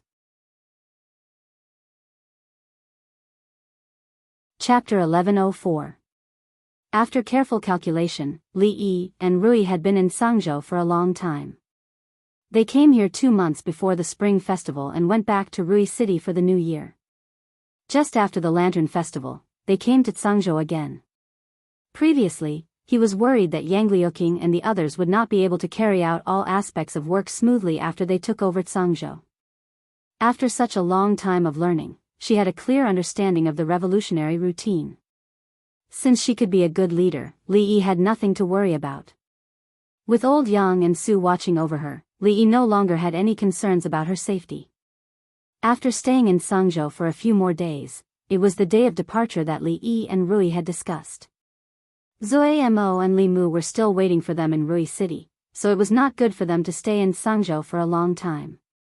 Moreover, the Wu Kingdom's worries were gone, and there would not be any problems in the following development. Li Yi had no reason to stay here. Senior sister, goodbye. Li Duan sat in the carriage, lifted the curtain, and waved at Yang Liuqing vigorously. Yang Liuqing was his senior sister in name, but in fact, she was half his master. Rui only spanked him when he was disobedient, and the usual teaching was done by Yang Liuqing. Rui and Ruoqing got on the carriage, and Mississippi Lu, Bai Su, and Yang Liuqing talked. Bai Su was not the number one master under Mississippi Lu, but she did grow the fastest. Whether it was martial arts or broad-mindedness, she was deeply trusted by Mississippi Lu. It was not too much to call Bai Su her right-hand man. Senior Tian still needed a long time to recuperate, but small-scale activities were not a problem. She stood with Su and saw them off. I'll look for you after she recovers. Su took a few steps forward and said. Then, he lowered his voice so that only he and Li Yi could hear and whispered, if there's any news about Taoist Nun, send me a letter immediately. Actually, he did not have to speak so softly. Senior Tian's body had not yet recovered, so he could not hear what he said. Li Yi looked at him and said, before I leave, I want to teach you one last principle. Su nodded and pretended to listen attentively. Whatever Li Yi taught him, he followed it as a philosophy of life. Never trust others unconditionally. A smile appeared on Li Yi's face as he said, except for yourself. A puzzled look appeared on Su's face. What do you mean? Li Yi patted him on the shoulder and said with a smile, don't worry. If there's any news about Taoist Nun, I'll send you a letter immediately. Li Yi did not deliberately lower his voice, so it was clear. When he felt a sharp gaze behind him, which made his back feel a little cold, Su finally understood what Li Yi wanted to teach him. He narrowed his eyes and gritted his teeth. I'll remember it. When Li Yi turned around and was about to leave, he clearly saw that the old man named Yang Wanli let out a sigh of relief. He wanted to tell him that he was thinking too much and that he had no interest in the Yang family's Wu Kingdom at all. But after thinking about it, he gave up. He liked to guess, so let him keep guessing. He waved to the crowd, and when he turned around again, a voice came from behind him. Uncle. He turned around and saw Yang Liuqing coming over. Yang Liuqing walked to Li Yi's side, looked at him and asked, Uncle, I don't know when we can meet again after this farewell. Can I hug you? Not far behind her, Yang Wanli's body stiffened and his face changed greatly. Li Yi was also taken aback. Then, he smiled and opened his arms. Yang Luqing paused for a moment, then took a step forward and gave him a light hug. They separated as soon as they touched. A smile bloomed on her face as she waved her hand. Martial aunt, goodbye, goodbye. Li Yi waved and got on the carriage. Bai Su walked out from behind Yang Liuqing and looked at her with a hint of teasing on her face. She said, "Our otherworldly empress, which man do you want to deal with that Mandarin duck handkerchief?" She whispered in her ear and walked to the carriage with her hands behind her back. Then she turned around and waved. "Let's go." The group of carriages moved further and further away. Yang Wanli's face was as black as charcoal. "Su Tian, come in with me." Senior Tian looked at Su Tian, then turned around and walked back to his room. "Little brat." Su sighed softly and followed in with his head lowered. Yang Liuqing watched the carriages go away. After a long time, she let out a sigh of relief. When she turned around, her aura was completely different. She looked at Wei Liang and Chen Qing standing behind her and said, "Send a letter to the provincial governors of Su Prefecture and Shin Prefecture. I will only give them 3 days to consider.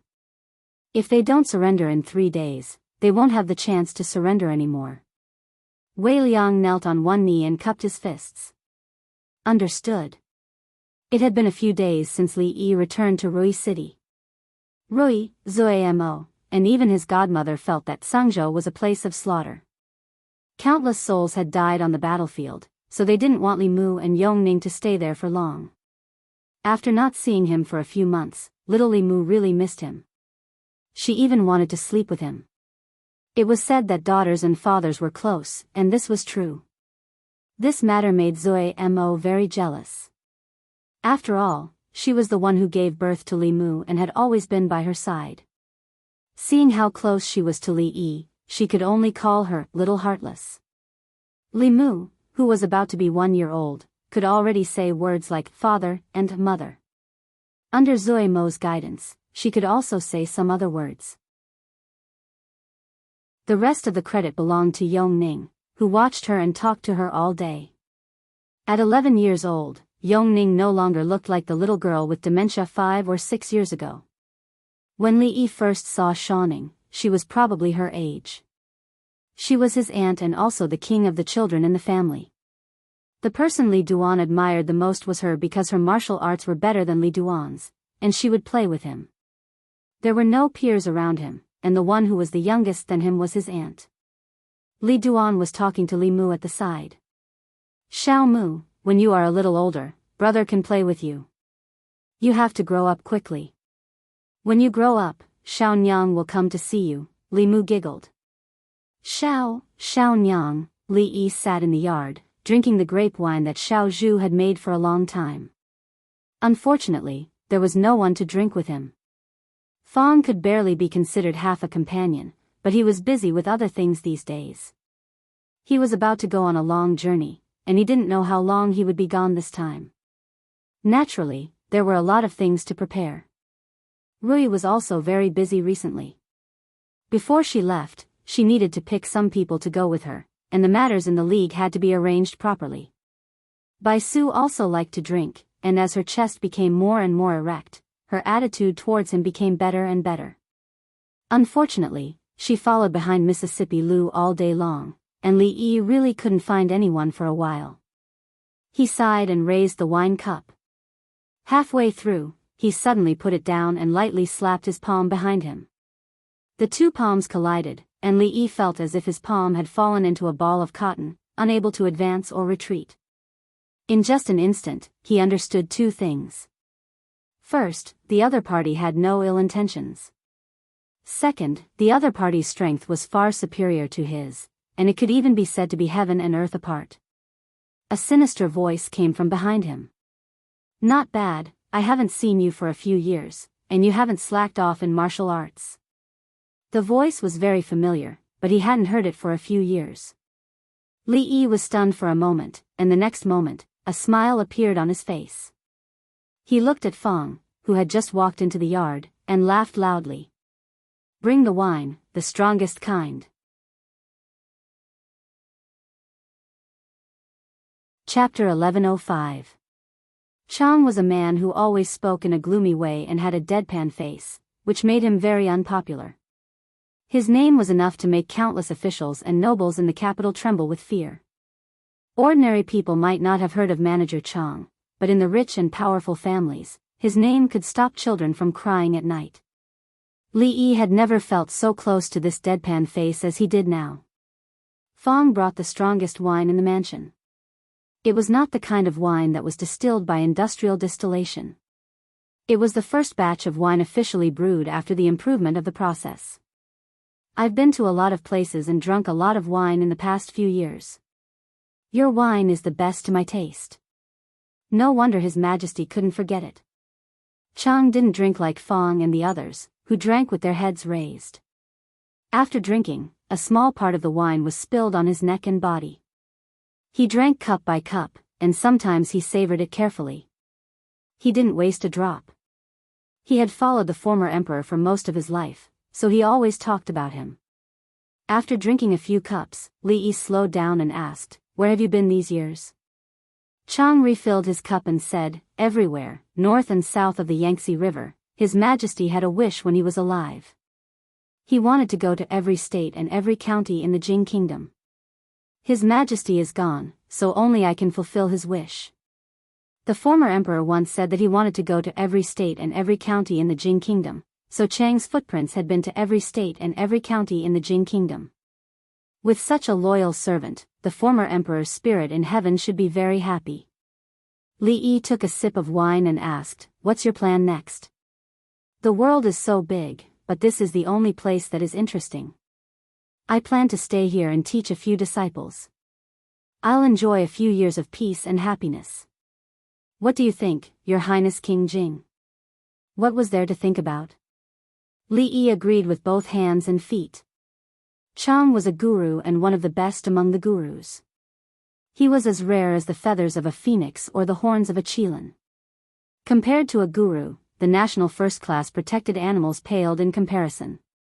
Once old Tian recovered from his injuries, and with the addition of Su, Li Yi counted with his fingers, it would be incredible. If he could also capture old Taoist Yuan, their family would have the 5 unparalleled masters. This was not even considering second great-uncle or Rui, who was half a step into grandmaster. In the future, we can turn Rui City into a retirement home for the grandmasters. High benefits and pensions will provide a strong guarantee for these lonely old heroes in their later years. We welcome all the grandmasters to settle down here, Grandpa Chang. Yongning ran over from afar with a smile on her face. Her voice was crisp and filled with joy. "Your Highness Yongning." Changde looked at her and revealed a rare smile. "Your Highness has grown so tall in just a few years." Li Duan followed behind Yongning. He had seen Chang when he was young. However, he was too young at that time and probably did not have much of a memory of him now. He looked at him curiously. "This is your duenna, isn't it?" Changde grabbed his arm and squeezed it. He nodded and said, "His foundation is not bad. He's a good seedling for martial arts." He extended his hand and searched Li Duan's body from head to toe. When his hand reached his crotch, Li Duan finally could not help but run away. He hid behind Yongning and looked at Changde with fear in his eyes. "Not bad, not bad." Chang repeated the word "not bad" a few times. This was extremely rare. Dragons would give birth to dragons and phoenixes would give birth to phoenixes. Rui had broken through to Grandmaster at a young age. Naturally, her son would not be bad either. Su had also said that his son's foundation was very good and much better than his father's. During this period, under the awe of Mississippi Lu, he had been exceptionally diligent in his cultivation. Rui and Su would often give him pointers. There was no shortage of grandmasters around him. His future achievements would not be too low. Chang looked at him and said, "I have never accepted a disciple in my life. I don't want my martial arts to be lost. Your son has a good aptitude. It won't be a disgrace to my name if I accept him as my disciple. What do you think?" It was naturally good to have a grandmaster as a disciple.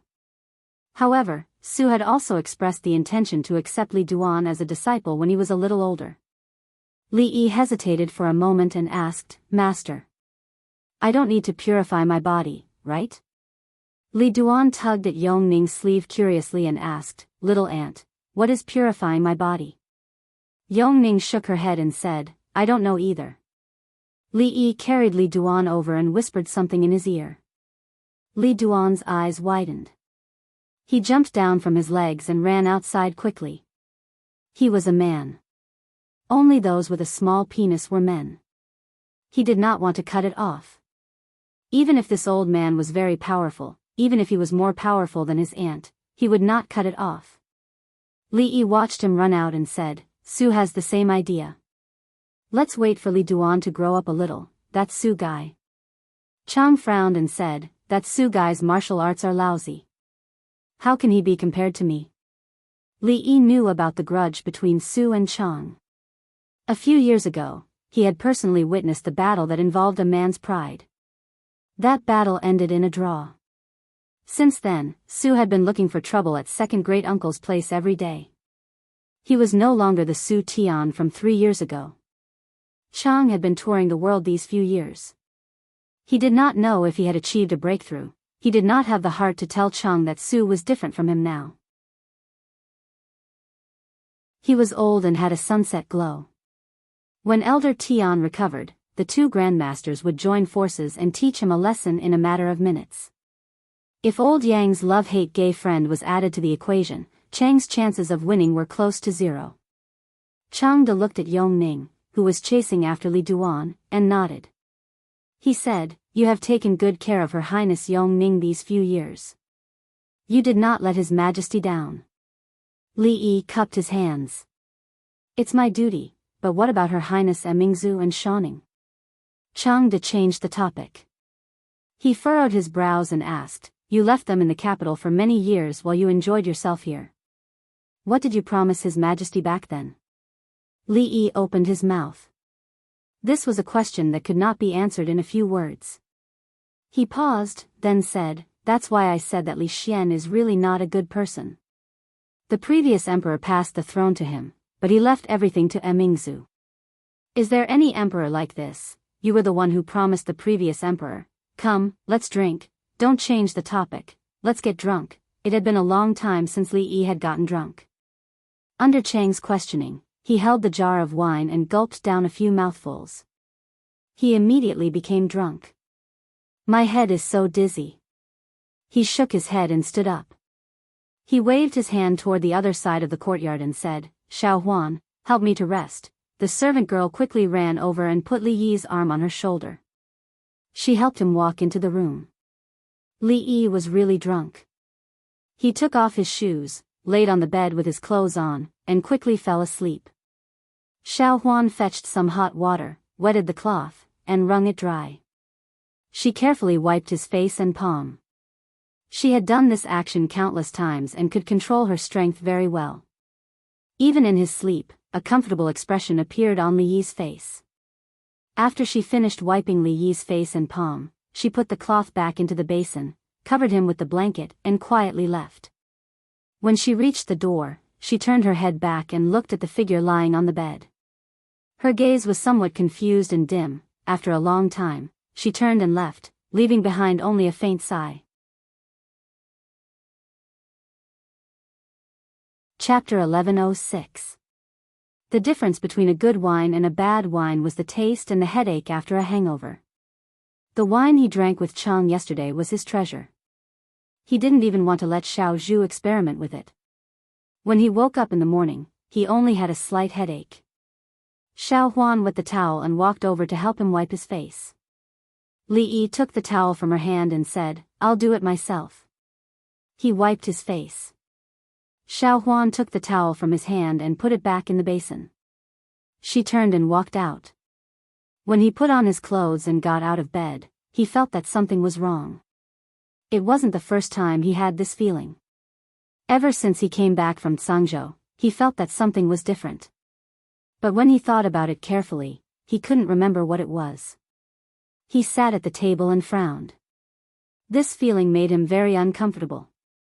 He woke up late this morning. Rui and the others had already finished breakfast. Xiao Huan brought the heated food in, put it on the table and walked out. Li Yi picked up the chopsticks. Halfway through, his expression froze. He knew where the difference came from. Quiet, too quiet. In the past, when he woke up, Xiao Huan would stand by the bed and hand him a towel. When he wiped his face, she would tell him about the new things that happened between the maids and the Fu. When he ate, Xiao Huan would sit beside him or across from him. She would hold her chin with one hand or both hands and watch him eat in a daze. When he found out, she would smile foolishly and her eyes curved into crescent moons. When he was writing in the study, she stood by the side to grind the ink. After she was done, she walked behind him, put her hands behind her back, and tiptoed to see what he was writing, even though she didn't recognize many of the words, not anymore. She would still hand him a hot towel in the morning, but she wouldn't sit across from him when he ate. When he was in the study, she would grind the ink and leave by herself for fear of disturbing him. Several times, Li Yi saw her sitting alone in the courtyard in a daze. Xiao Huan used to be in a daze, but it was rare for her to be in a daze for several hours like recently. Li Yi felt a little guilty. Ever since he arrived in Shuzhou 3 years ago, he had been tossing and turning in the chaotic land and the Wu Kingdom. He rarely had any free time. She loved to listen to him tell stories. How long had it been since he last sat in the courtyard and let her massage his shoulders while he told her a story? It was so long ago that he could no longer remember it clearly. Xiao Huan's significance to him was irreplaceable. Xiao Chui could not, Xiao Zhu could not, even Rui and Rui could not. When he first came to this world, when he was at his most hesitant and helpless, the one who was always by his side, was actually not Rui, nor was it Rui. The Xiao Huan at that time was still a silly and adorable little maid, only knew how to circle around him, liked to listen to his stories, liked to eat the food he cooked. She was always chattering and seemed to have endless things to say. When did she become so reticent? Rui walked in from outside and sat beside him. She said softly, "Hubby." Li Yi raised his head. She looked over and asked, "Hubby, do you know what day it is tomorrow, March 21st? March 21st was not his and Rui's wedding anniversary, nor was it Rui's birthday, nor was it Rui's birthday.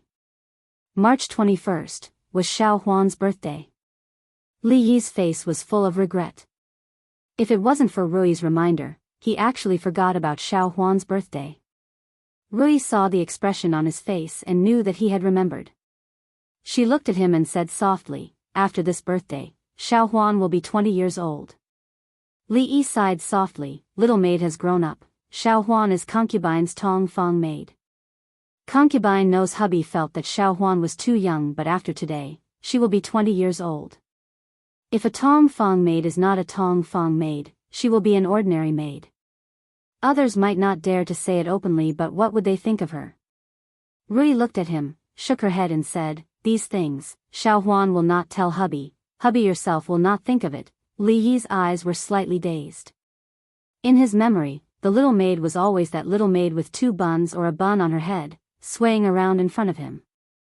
He did not realize that Li Duan was already 4 years old. Yongning had already grown into a young lady. In a few more months, even if it was measured by the future generation's standards, Shaning would be considered an adult. Little maid actually was not a little maid for a long time. Xiao Chui had just coaxed Li Mu to sleep and walked back to the courtyard that belonged to her, Xiao Zhu and Xiao Huan. Xiao Zhu was packing things in the room. She walked in to take a look and came out again. She asked Xiao Huan, who was sitting in the courtyard in confusion, "Xiao Huan, we will be leaving in a few days. Why haven't you packed yet? What are you doing here, eating melon seeds?" "Young master likes to eat, but he doesn't like to eat. I am peeling some for young master." Xiao Huan turned around and smiled. "You guys pack first. I have nothing to pack. I will be done an hour before we leave." Xiao Chui looked at the bowl of melon seeds in front of her and her scratched fingers. She grabbed Xiao Chui's hand and said angrily, "Are you stupid? Your hand is already like this. Why are you still peeling?" Xiao Huan pulled her hand back, her eyes curved, smiled and said, "It's okay, you." Although Xiao Huan was usually so gentle, but when it came to things, Xiao Chui could never be stubborn. She went back to the room angrily, looked outside and said discontentedly, "You say, why is this girl so stubborn?"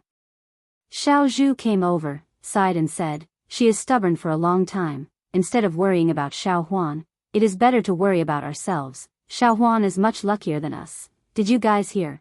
Prince and Princess are going out again. I heard from Sister Xiao Zhu and Sister Xiao Chui. This time they will be out for a long time. I really envy Sister Xiao Zhu and Sister Xiao Chui. They follow second madam and third madam. They bring them everywhere. They are the servant girls of second madam and third madam. They will serve them in bed in the future. They are not the same as us.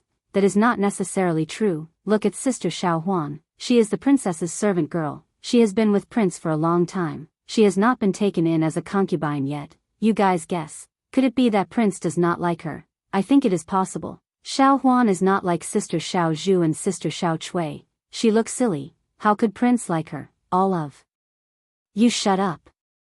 There was Jiang of Silla in the capital, Jiang of Silla in Rui City, and Jiang of Silla in Shu province. When he left the capital, he left some servant girls to look after the house, took some with him, and left some in Shu province. In Rui City, the servant girls in the house, only a few had been by his side since he was in the capital, the rest were new recruits. The one who spoke harshly at this time was a servant girl called Xiao Qing. When she was in the capital, she worked in the prince's house, and in this Rui City, she was also the head servant of the house, a small housekeeper.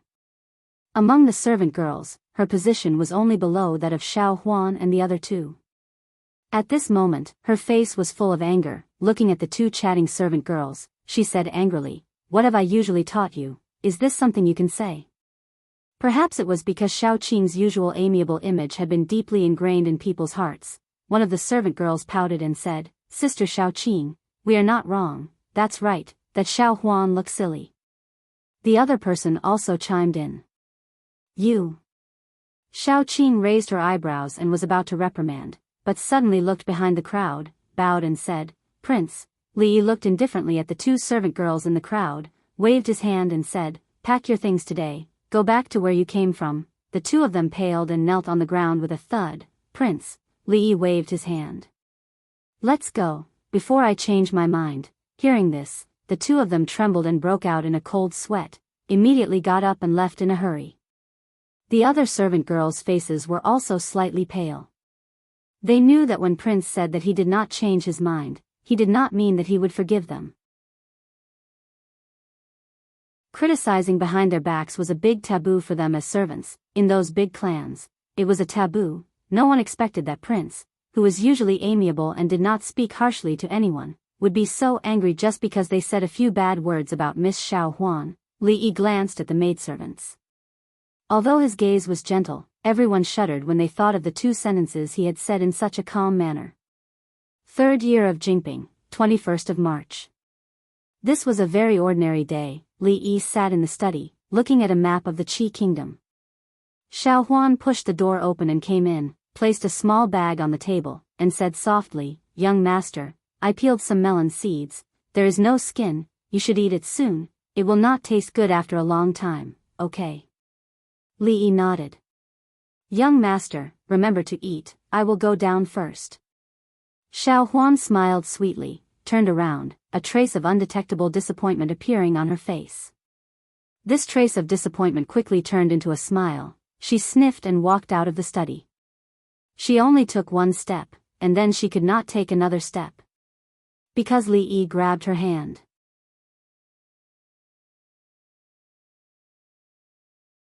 Chapter 1107. Son-in-law. Her small hand was held tightly by a big hand. Xiao Huan's body trembled. She turned around and looked at him in a daze. In the past at Willow Leaf Village, when they went up the mountain to pick wild vegetables, hunt rabbits, catch pheasants, when she could not walk down the mountain, son-in-law would carry her on his back. When she fell asleep listening to stories, son-in-law would carry her back to their room to sleep.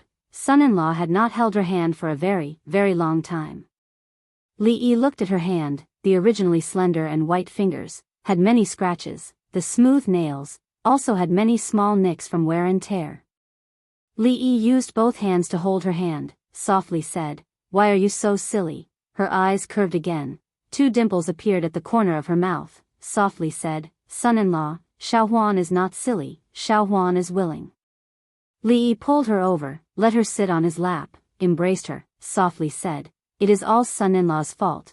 A little panic appeared on Xiao Huan's face, quickly said, son-in-law treats Xiao Huan the best. Even Li Yi himself felt that he was not a good person. He had neglected her during this period of time. She was still defending him at this time, and even said that she was not silly. Li Yi scratched her nose, said, "Let's go. Son-in-law will cook longevity noodles for you." A bright light suddenly flashed in Xiao Huan's bright big eyes, then her nose turned sour. "Son-in-law still remembers. Let's go." Li Yi held her hand, walked towards the small kitchen. A very, very long time ago, the family of four in Willow Leaf Village, when he was not the county lieutenant, not the county marquis, not the golden Ziguang Ludafu, and not the Jiang of Silla, the things he had to do every day, was nothing more than teaching, cooking, teasing the little servant girls. At that time he was not that familiar with Rui, nor was he that familiar with Rui. The only person he could talk to every day was Xiao Huan. She would be with the group of naughty children and listen to his story of the 3 white-boned spirits. After school, she would help him wash and cut vegetables. Even if she could not do anything, she would wander around and listen to his stories of strange things. The cooking method of longevity noodles was very simple. There were noodles, vegetables, and eggs. What Xiao Huan could do was to light the fire. Her favorite thing to do was to light the fire. She sat by the stove and poked her head out to take a look. She said, "Young master, 1 egg is enough. I can't eat 2. There's no reason to put only 1 egg in the longevity noodles. You have to put 2, not 1 more, not 1 less." Li Yi didn't look back and continued to work. A look of interest appeared on the maid's pretty face as she asked, "Son-in-law, why is that?" Li Yi explained, "There's a reason for this.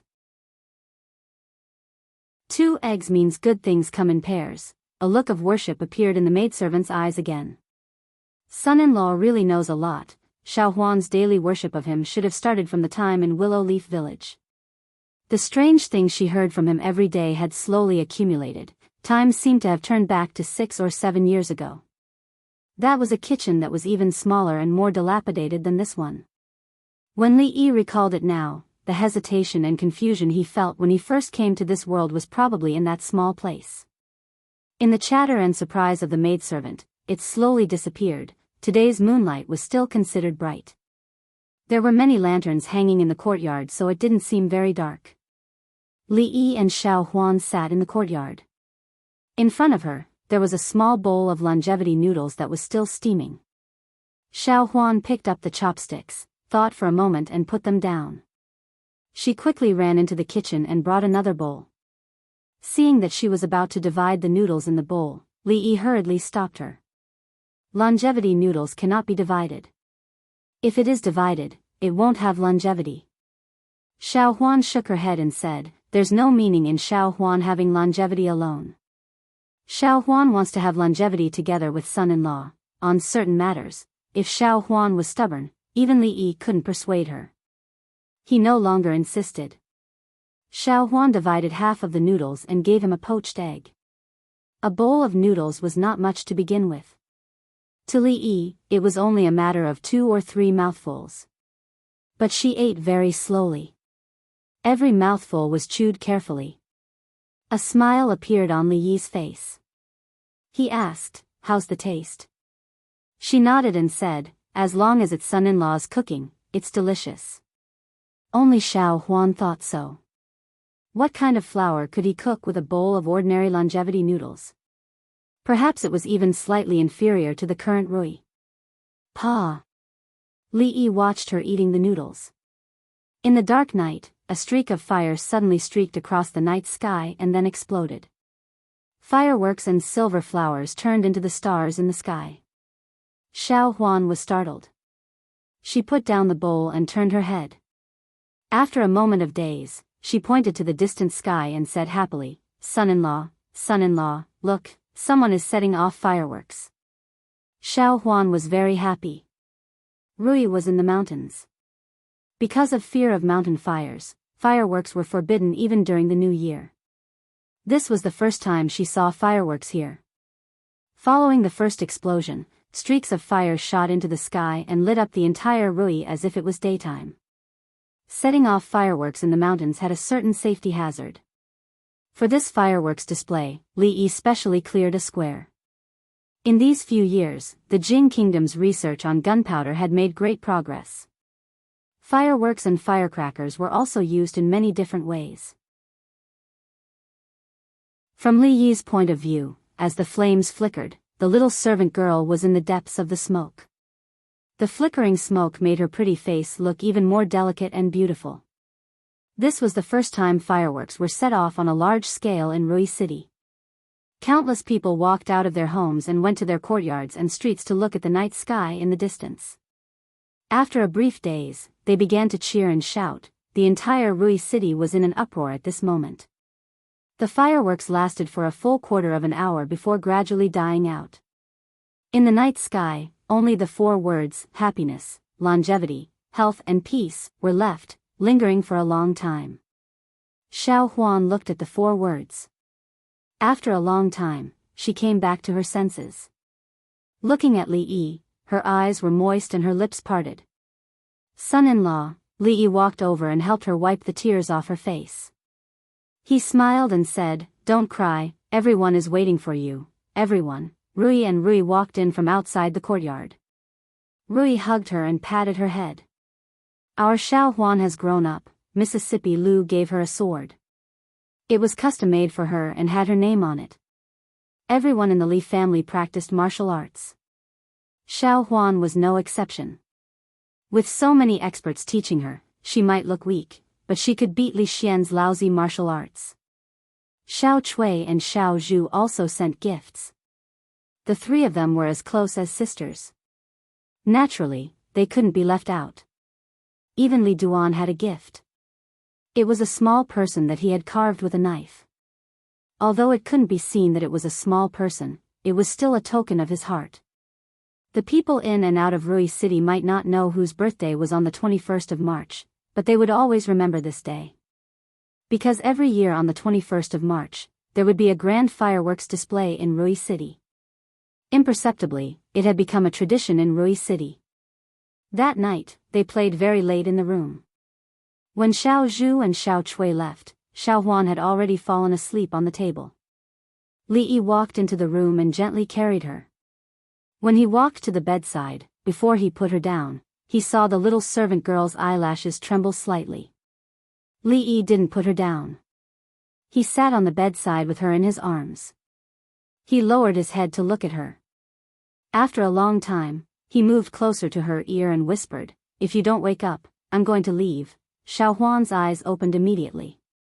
Her face was red. She whispered, "Son-in-law." Li Yi hugged her tightly. Xiao Huan said in an even lower voice, "Son-in-law, can you stay a little longer?" Li Yi kissed her forehead gently. He whispered, "I won't leave today." He felt the body in his arms tremble. Xiao Huan raised her head to look at him, her eyes quickly filled with tears. She hugged Li Yi tightly and leaned her head on his shoulder. She sobbed, "Son-in-law, Xiao Huan. Xiao Huan has waited for you for a long time."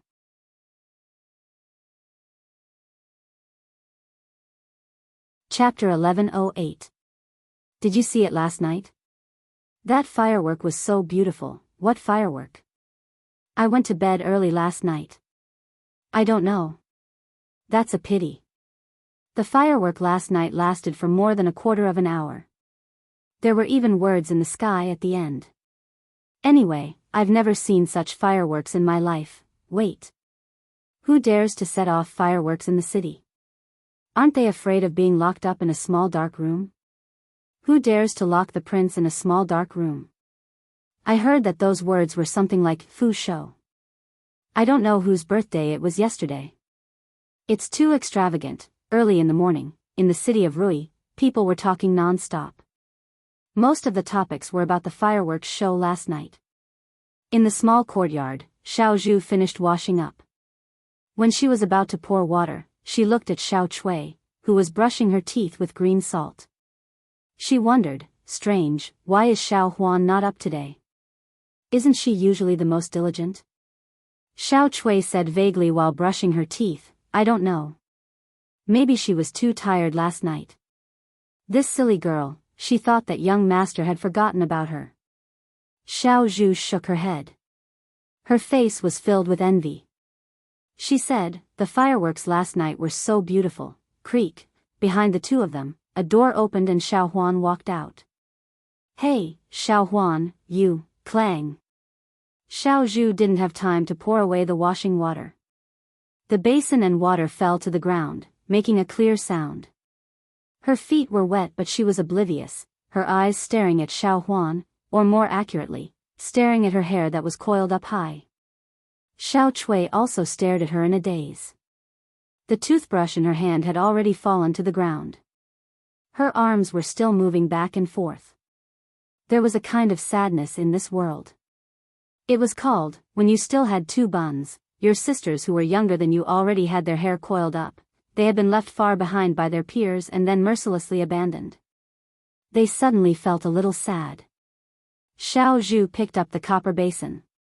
Xiao Chui picked up the toothbrush and silently walked back to the room. Xiao Huan looked at them, blushing. She whispered, "You, fourth madam, let us be quiet." The two turned around and said in unison. Li Duan, who was only 4 years old, still didn't understand some things. For example, he couldn't understand why he had to call Aunt Zumo and Ruoqing Aunt at first, but later on, he had to call them mother. He also couldn't understand why Aunt Ruoqing had to call them mother in the future. If he didn't understand, he would ask. That was why he came to ask Li Yi. This. Li Yi thought for a moment, patted his head, and said, "Children should be obedient, don't ask so many questions." A child's curiosity was very strong. Li Yi's answer obviously did not satisfy Li Duan. He thought for a moment, and his eyes turned. Suddenly, he said, "Father, I know. Is it true that we call them auntie first, then mother?" Li Yi nodded. Li Duan would understand these things in the future. As long as he answered him perfunctorily now, it would be fine if he didn't run over and ask questions. "Then when should I call auntie mother?" Li Duan's face revealed a look of anticipation. He asked, "If auntie becomes mother, will she still spank me? If auntie became mother, would she still spank him?" Even Li Yi himself didn't have that confidence. Li Yi looked at him and said seriously, "You can't call her that. If you do, auntie will spank you until your butt blossoms." Li Duan didn't dare to ask anymore. He ran out of the courtyard, planning to ask auntie. Auntie treated him the best. She wouldn't lie to him, and she even brought him out to play and gave him delicious food. Other than his parents, grandmother, and Xiao Nyang, auntie was the person who treated him the best. He ran into a small courtyard and saw a white-haired old man standing in the courtyard. His expression changed, and he ran out quickly. He was only halfway when he was picked up. Changde looked at him and said with a smile, "Little guy, your father couldn't escape from me back then. Be a good boy and learn from me. My kung fu is much better than that Su guy." Li Duan kept struggling in the air and shouted, "I won't cut it, I won't cut it, I won't learn your kung fu." Chang insisted on taking Li Duan as his disciple, and Li Yi didn't stop him. It was his good fortune to have a grandmaster willing to pass on his lifelong knowledge to him. Anyway, Chang didn't understand the Bixia swordplay and the sunflower manual. Li Duan was the young master of the Li family, and he would have to bear many responsibilities in the future. Before that, he must first have a strong body. Xiao Huan, who had already tied up her hair, was teasing Li Mu. Compared to yesterday, although her identity and status had changed, but why did it look like it was just a change of hairstyle? She didn't let Li Yi arrange a maid for her, and still helped him wash and live every day. Although the chatterbox Xiao Huan of the past had disappeared from his memory forever, there was always a smile on her face, and she didn't stare blankly for a whole day like before. The little maid had grown up, and some memories were probably completely sealed in his mind. People had to grow up, this was inevitable. These years, he had seen Xiao Huan, Shaoning, Yongning, Li Duan, and even Rui grow up. Even Li Yi himself, whether in appearance or mentality, had changed a lot. Many things had changed. The simple and honest Fang Laosan had left, and Rui hadn't changed in these years. Drunk Mo and Ruoqing had come to his side, and even the otherworldly Mississippi Lu had learned to cook. Of course, there were some things that didn't change. For second granduncle, These years were just like changing a rocking chair and sleeping a few times. As for where he slept, whether it was in Qing and prefecture or the capital, Suzhou or Rui, it made no difference to him. There were still many things that didn't change. Li Xian was still so stupid and heartless. Mingzhu's heart was still biased towards the people of the Jing kingdom and the world. He still couldn't beat Rui, and couldn't get back his dignity as a man. He had made many friends and also many enemies. The people he cared about, some were right in front of him, and some were far away. In retrospect, it had only been a few years. Li Duan ran over from afar excitedly and said, "Dad, I want to be Grandpa Chang's disciple. Grandpa Chang is more powerful than Auntie. I want to learn martial arts from him, and I will be more powerful than Auntie in the future." Li Duan was still too young. There was a truth that he would only understand when he grew up. Having a woman was not only his father's destiny, but also his destiny. If his life could be divided into 4 seasons, then before he could remember, it had always been spring. After he could remember, or more accurately, after he knew the meaning of the word auntie, his life had passed through summer and autumn and turned to winter. Li Yi couldn't bear to hurt a 4-year-old child. He hadn't experienced Rui's power. In another 2 years, even his master wouldn't dare to say that he was more powerful than Rui. Otherwise, Chang wouldn't have blushed. He should have blushed for deceiving a 4-year-old child at his age. Fang strode in from outside and said, "Young master, everything is ready. When should we leave?" Li Yi thought for a moment and said, "Early April then." The world was big, and life was not limited to Fang and Changde. There were also Wanru and the Taoist nun in the Qi kingdom, Shaning and Emingzu in the capital.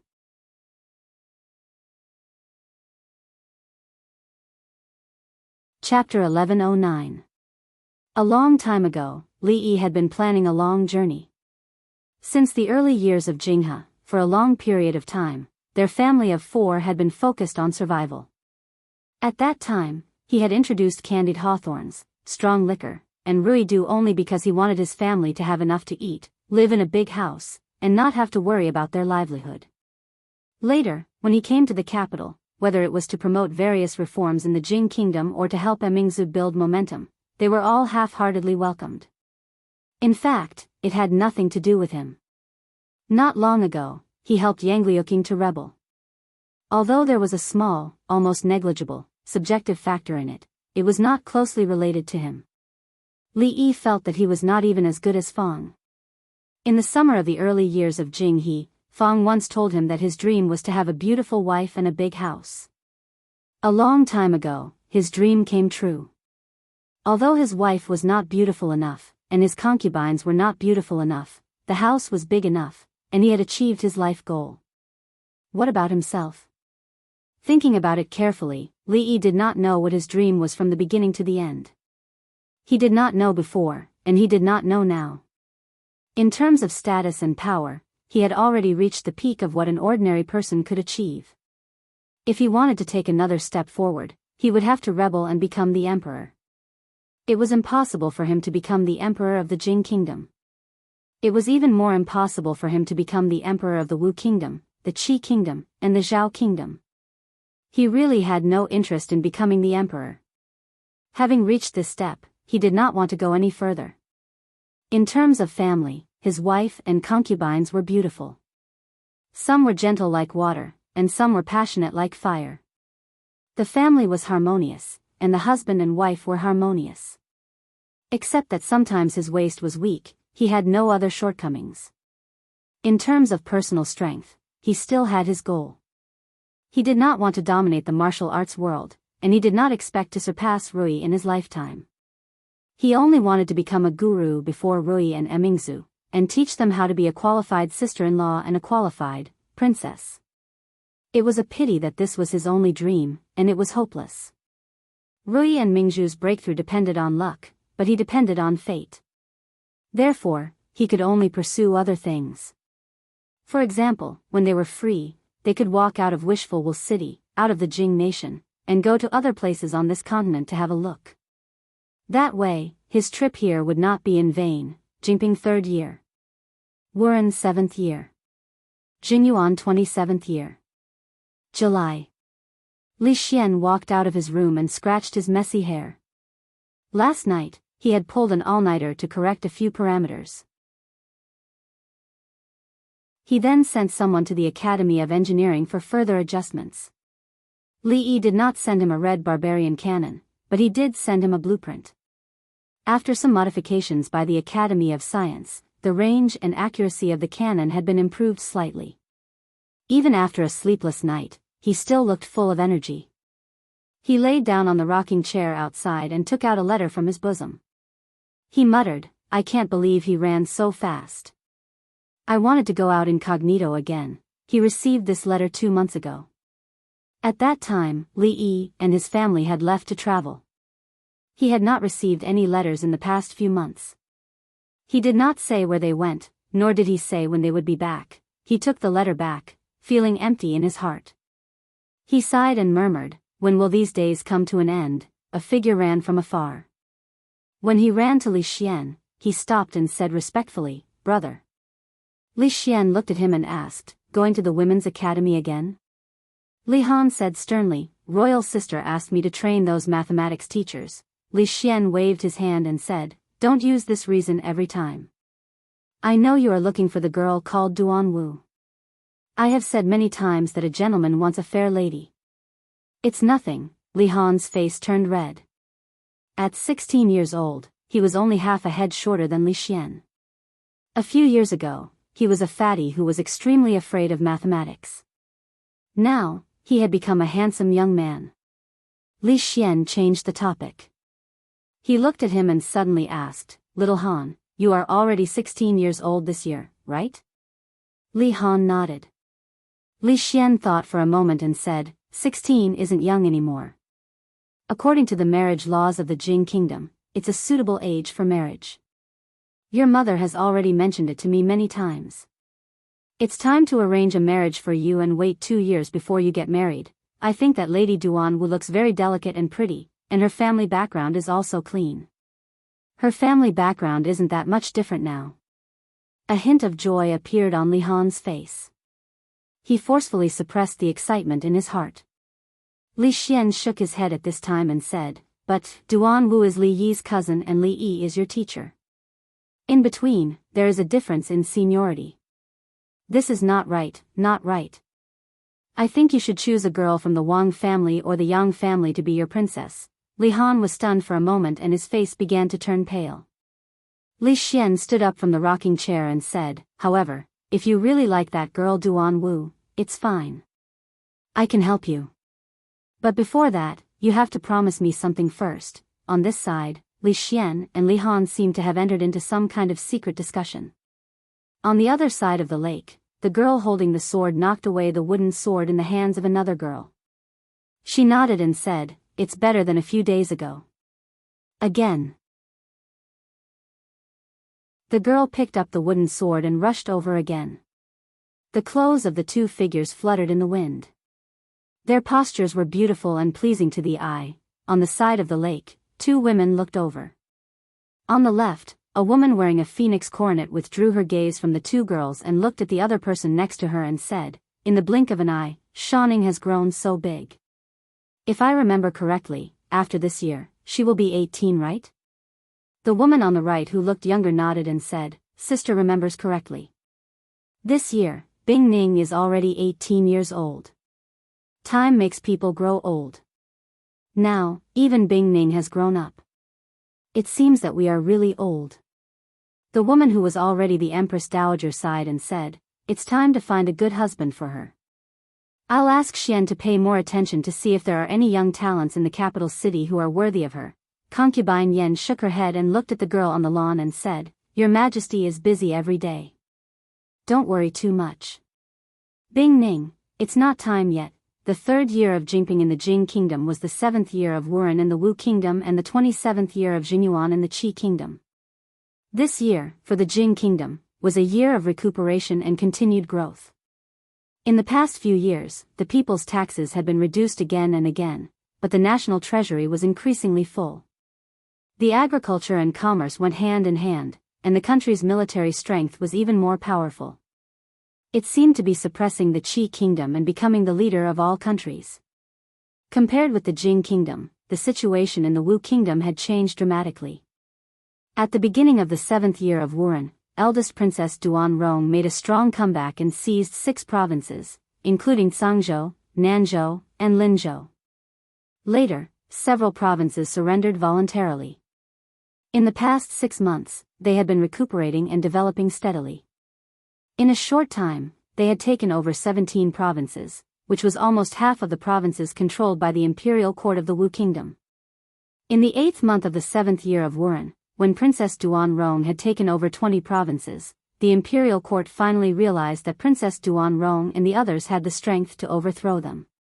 On the 13th of the 8th month, the Wu emperor issued another decree. He would personally lead an army of 200,000 to suppress the rebels. On the 14th of the 8th month, the Wu emperor was assassinated in the palace. Several ministers rebelled. Fortunately, the other guards fought each other to the death. Although they killed the assassins, the Wu emperor was also seriously injured. On the 15th of the 8th month, during the morning court session, a eunuch sent word that the Wu emperor's personal expedition was cancelled. In the 27th year of the Jingyuan era, this year, the Qi kingdom was not as peaceful as the Jing kingdom. There was no turmoil like in the Wu kingdom, and the emperor did not go on 2 consecutive personal expeditions. The emperor of the Qi kingdom's health was deteriorating, but he was still far from death. The 2 princes were still fighting for the throne with all their might. The ministers in the imperial court were divided into 2 factions, neither giving way. The dispute was almost white-hot. In the autumn of the 27th year of the Jingyuan era in the Qi kingdom, Lin Yong strode into a small courtyard. Before he arrived, his voice reached the courtyard. "Miss, they'll be here soon."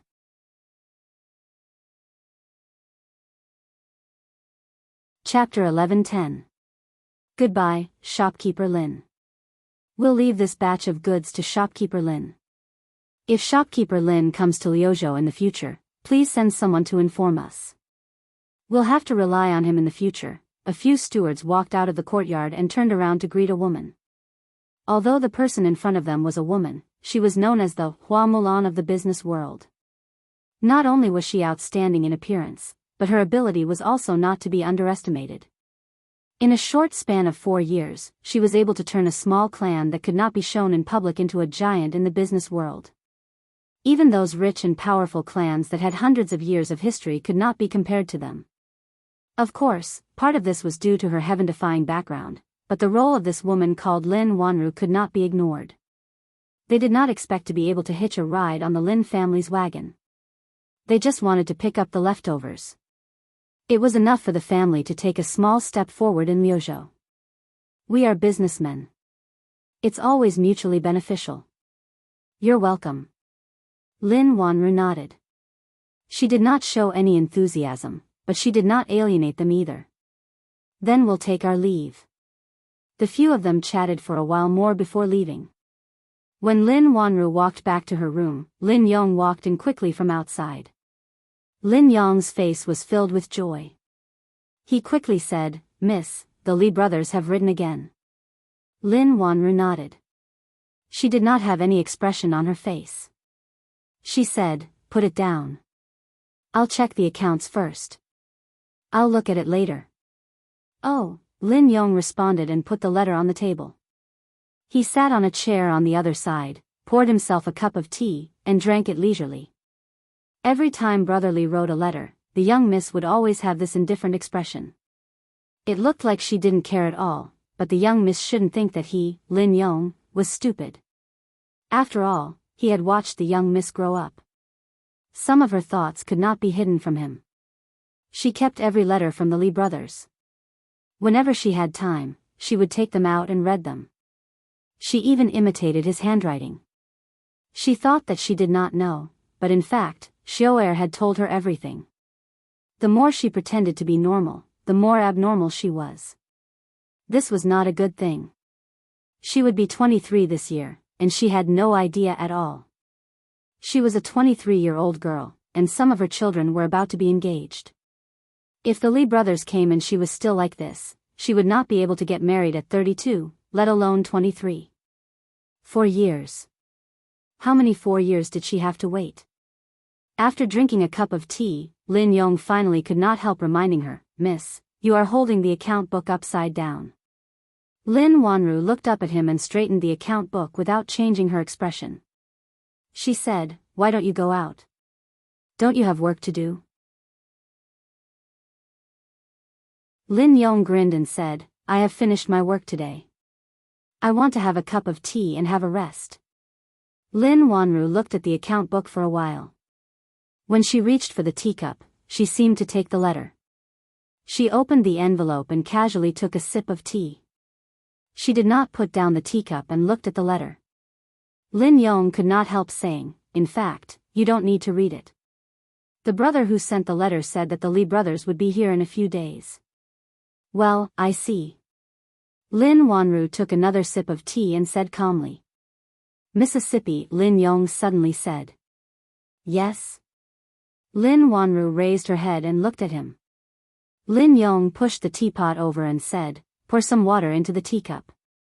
You have been drinking with an empty cup for so long. I feel uncomfortable seeing you. Get out." Lin Yong ran out of the room in a sorry state. He picked up the account book that had been thrown out of the room and put it on the stone table outside. Then, he sat down on the stone bench and put his hands behind his head. He hummed a tune and a smile appeared on his honest face. The Li brothers were finally coming. This was a once-in-a-lifetime opportunity. It was related to the marriage of the Mississippi. He had to be very careful and not let the miss do whatever she wanted in her previous life. To have such a considerate servant, how much good karma must the miss have accumulated in her previous life? Of course, it had been more than 4 years since he had eaten the food made by the Li brothers. Thinking about it, it was really memorable. Liuzhou was not part of the capital region of the Qi kingdom. It was some distance away from the capital, but it was still a major commercial town. This time, the leader of the Lin family came to Liuzhou to deal with the business of the Lin family in Shuzhou. There were many Lin family in the Qi kingdom. However, in the eyes of the businessmen in the Qi kingdom, there was only one Lin family that they usually talked about. That was the Lin family in Fengzhou. The Lin family in Fengzhou was a legend. In other words, the leader of the Lin family in Fengzhou, the woman named Lin Wanru, was a legend. 5 or 6 years ago, the Lin family was still a medium-sized family in Fengzhou. Several generations of them had been in the jewelry business. Although they could be regarded as a rich family, it was only relative to ordinary people. The family had some savings and did not have much power. There were a lot of families in every prefecture. However, 5 or 6 years ago, the situation changed. First, the Lin family used a year to make the jewelry business famous in the Qi kingdom. Even the concubines in the palace wanted jewelry from the Lin family. Then, the development of the Lin family was even more unstoppable. 4 years ago, the Lin family started to get involved in perfume, underwear, ready-made clothes, soap, liquor, and many other industries. These were all profiteering industries in the Qi kingdom. The reason was that these things could only be found in the Jing kingdom. The businessmen in the Qi kingdom had to brave many dangers and difficulties to transport these things back from the Jing kingdom. Naturally, the prices were high. Since the Lin family got involved in these industries, this market was completely broken. The low-priced and high-quality goods were very popular among the people. However, it was not the case for many businessmen. Cutting off one's source of wealth was like killing one's parents. Naturally, there were some businessmen who regarded her as a thorn in their side. However, when they wanted to take action against the Lin family, they found out how powerful the Lin family was. Since several families joined forces to make things difficult for the Lin family and alerted the third prince, no one dared to do so. Only then did they find out that the one who supported the Lin family was the third prince, who was at the peak of his power in the Qi kingdom and was even more famous than the crown prince. Since then, the Lin family developed even faster. Because of their powerful background and sufficient supply, they did not need to travel far to the Jing kingdom to get what they wanted. They avoided many risks. When it came to perfume, ready-made clothes, and other goods, all merchants in the Qi kingdom were willing to cooperate with them. In just 4 years, the Lin family became one of the wealthiest merchant families in the Qi kingdom from a medium-sized family in the Feng province. In terms of wealth, only a few families with deep roots could compare to them. In terms of influence, the Lin family with King Feng behind them did not lose to any of the wealthy families. Although all of this was on the premise that King Feng still had the upper hand in the competition with the crown prince, before that, the Lin family would not fall as long as King Feng did not fall. In fact, there was one more thing that no one could figure out. Even though the Lin family was backed by the third prince, the ready-made clothes and underwear of the Lin family could be imitated to a certain extent. However, the perfumes, spirits, and soaps involved strictly confidential secret recipes and could not be imitated. Moreover, the origin of the perfumes and soaps was in the Jing kingdom. If others wanted to buy them, they had to travel thousands of miles to the capital of the Jing kingdom. However, the Lin family directly built a factory in the Qi kingdom. Could it be that the Lin family and the person behind the production of the perfumes and soaps in the Jing kingdom had some unknown deal? Of course, no one knew about this.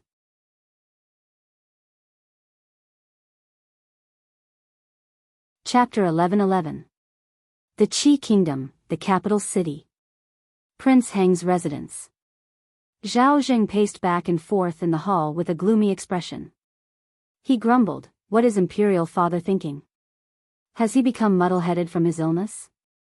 If you want me to become the regent, then so be it. Why do you want Zhao Yi to supervise from the side? Why do you want him and his accomplices to find trouble with I all day long, making I lose face in front of the court officials? Why does your highness care about these things?" Behind him, a young man smiled and said, "As long as your highness is the crown prince, your status will be higher than the third prince's. His majesty has him supervise from the side only to supervise your highness. Your highness is the saber, and Zhao Yi is only the whetstone.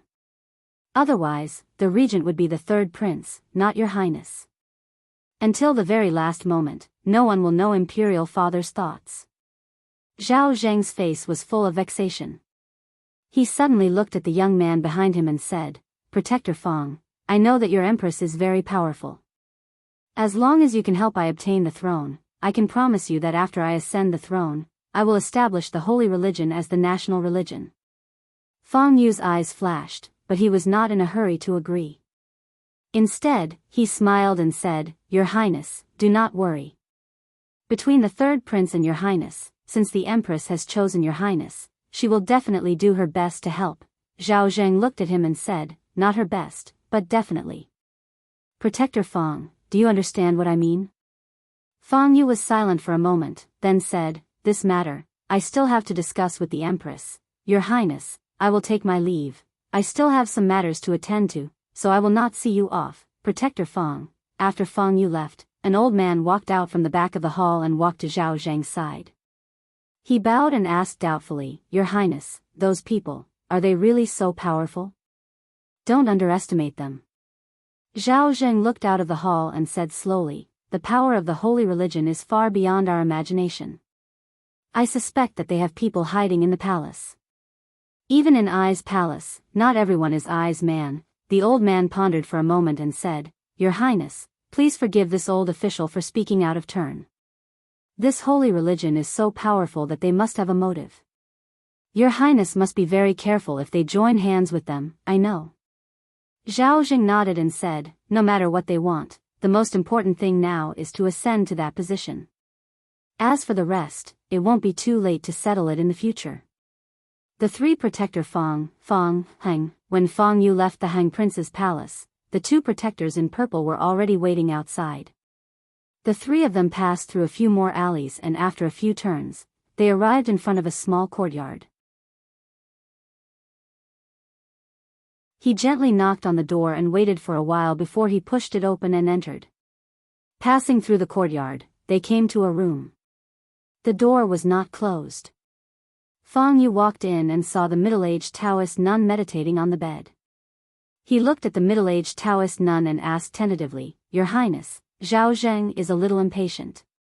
Should we?" The Taoist nun opened her eyes and seemed to be able to see through his thoughts.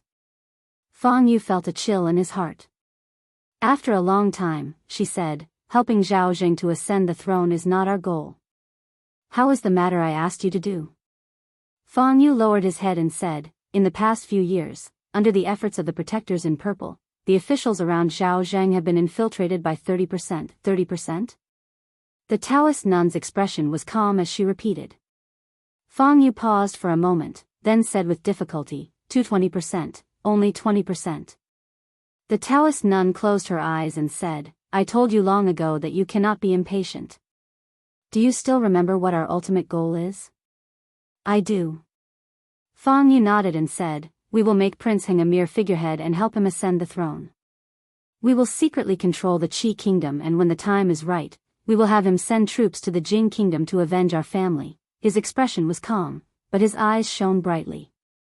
In the battle for the throne of Qi kingdom, the reason why they didn't choose the third prince, who had more advantages, and chose Zhao Zheng was because he was the crown prince and had a righteous cause, and also because he was stupid. Compared to the extremely intelligent third prince Zhao Yi, Zhao Zheng was more suitable to be a puppet emperor. Supporting a puppet emperor and making him the secret controller of the Qi kingdom was a very fulfilling thing. However, how could supporting a puppet emperor be more fulfilling than being the emperor himself? Compared to being the secret controller of the Qi kingdom, it seemed better to be the one in the open, right? The Jing kingdom was so powerful now that even if Qi and Zhao joined forces, they would not be a match for it.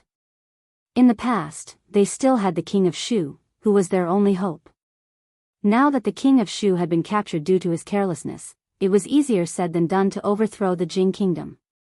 If he could ascend to a high position and stand above millions, what did it matter if he did not avenge the Fang family? Of course, he could only hide these thoughts in his heart. He could not let his aunt, the empress of the holy religion, know about them. It's good that you know. The middle-aged Taoist nun looked at him and said, when the officials around Zhao Zheng have infiltrated 50%, the emperor will die. Fang Yu bowed and said, I understand. The Taoist nun nodded and said, you may leave, I will take my leave. Fang Yu bowed and left. After walking out of the room and through the courtyard, Fang Yu let out a long sigh of relief.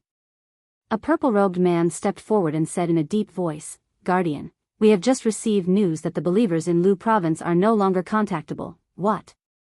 Fang Yu's expression changed drastically. He said angrily, another province. After a while, the purple-robed man finished explaining the situation. It must be her. It must be her. Fang Yu was furious and even looked a little deranged. The believers of the holy religion were spread across the provinces of the Qi kingdom. Every month, they would send news to the capital.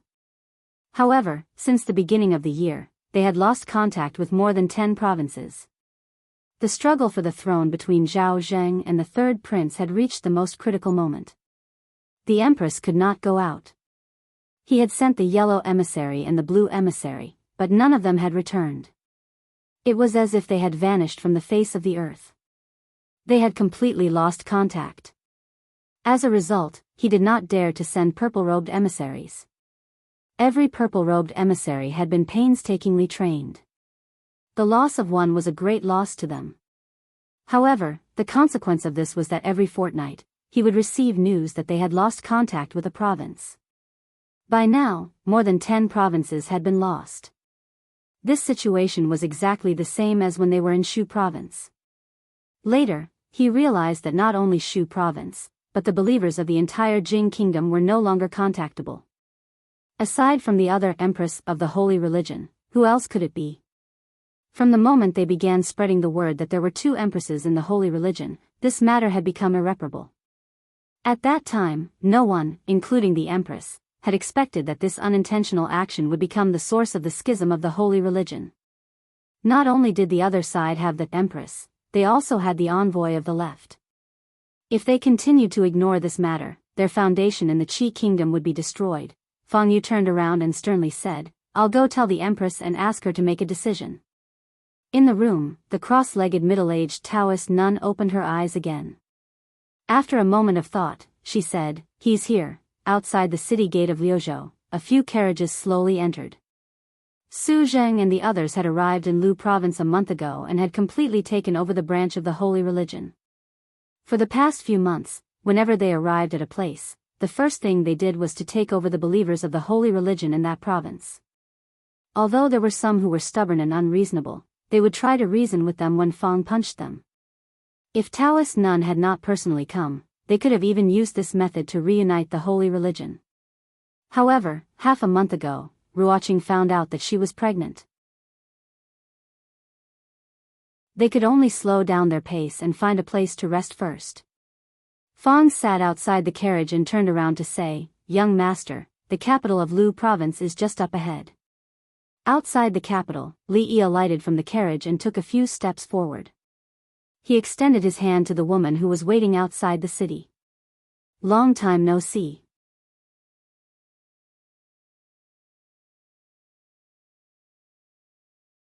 Chapter 11-12. The handshake ceremony was a custom in Miss Lin's hometown. If he hadn't inquired about it out of curiosity when they passed by Fengzhou, Fang would have believed what the son-in-law had said. He looked at the two people who were holding hands not far away and fell into deep thought. The handshake ceremony was a custom in the Li brothers' hometown. If he hadn't asked someone to confirm it when they went to Jing Kingdom last time, Lin Yong would have believed what Miss Lin had said. He looked at the two people beside him who looked calm and relaxed, deep in thought. He suddenly felt something and looked up at the opposite side. The man opposite also looked at him. They looked at each other. Fang smiled and said, "Lin brothers, long time no see." A smile also appeared on Lin Yong's face. He cupped his hands and said, "Brother Fang, long time no see." Lin Wanru and Lin Yong came to Liuzhou this time to expand their business. In the past few years, from the remote Fengzhou, she had expanded the Lin family's business all over the Qi kingdom. She had personally expanded the business in almost every province and prefecture. Of course, it could also be said that it was the Li family's business. Because a few years ago, the Lin family and the Li family had formed a community of destiny because of their business relationship. They shared weal and woe, and they were as close as a family. The Lin family had a manor in Liuzhou. Every time she went to a place, she would buy a manor and rest there temporarily. In the past few years, she had traveled to all the provinces and prefectures of the Qi kingdom and the Lin family. Ruoqing and the others were tired from the long journey. Lin Wanru's maid, Xiao, took them to the back house to settle down. The house was very big, and it was more than enough for the whole family. Li Duan was a little excited. He was at the age where his curiosity was budding, and he didn't like to stay in one place all the time. He had seen many strange things along the way, and he was the happiest one. "This must be Dwainer." Lin Wanru looked at him and said with a smile, "The last time I saw him, he couldn't even crawl. In the blink of an eye, he has grown so much." "In the blink of an eye." Lin Yong sighed and said, "In the blink of an eye, it has been 4 or 5 years. Old Fang glanced at Lin Yong in surprise. He closed his mouth, which was about to open. Li Duan stood there and looked at Li Yi with a pleading look. Calling a person was the most basic form of courtesy, but he did not know this beautiful one. He did not know how to address the person in front of him. The last time Lin Wanru went to the capital, Li Duan was still young and didn't even know how to crawl. Naturally, he couldn't remember her. Li Yi touched his head and said, "Call her Aunt Lin." Li Duan nodded and said obediently, "Aunt Lin."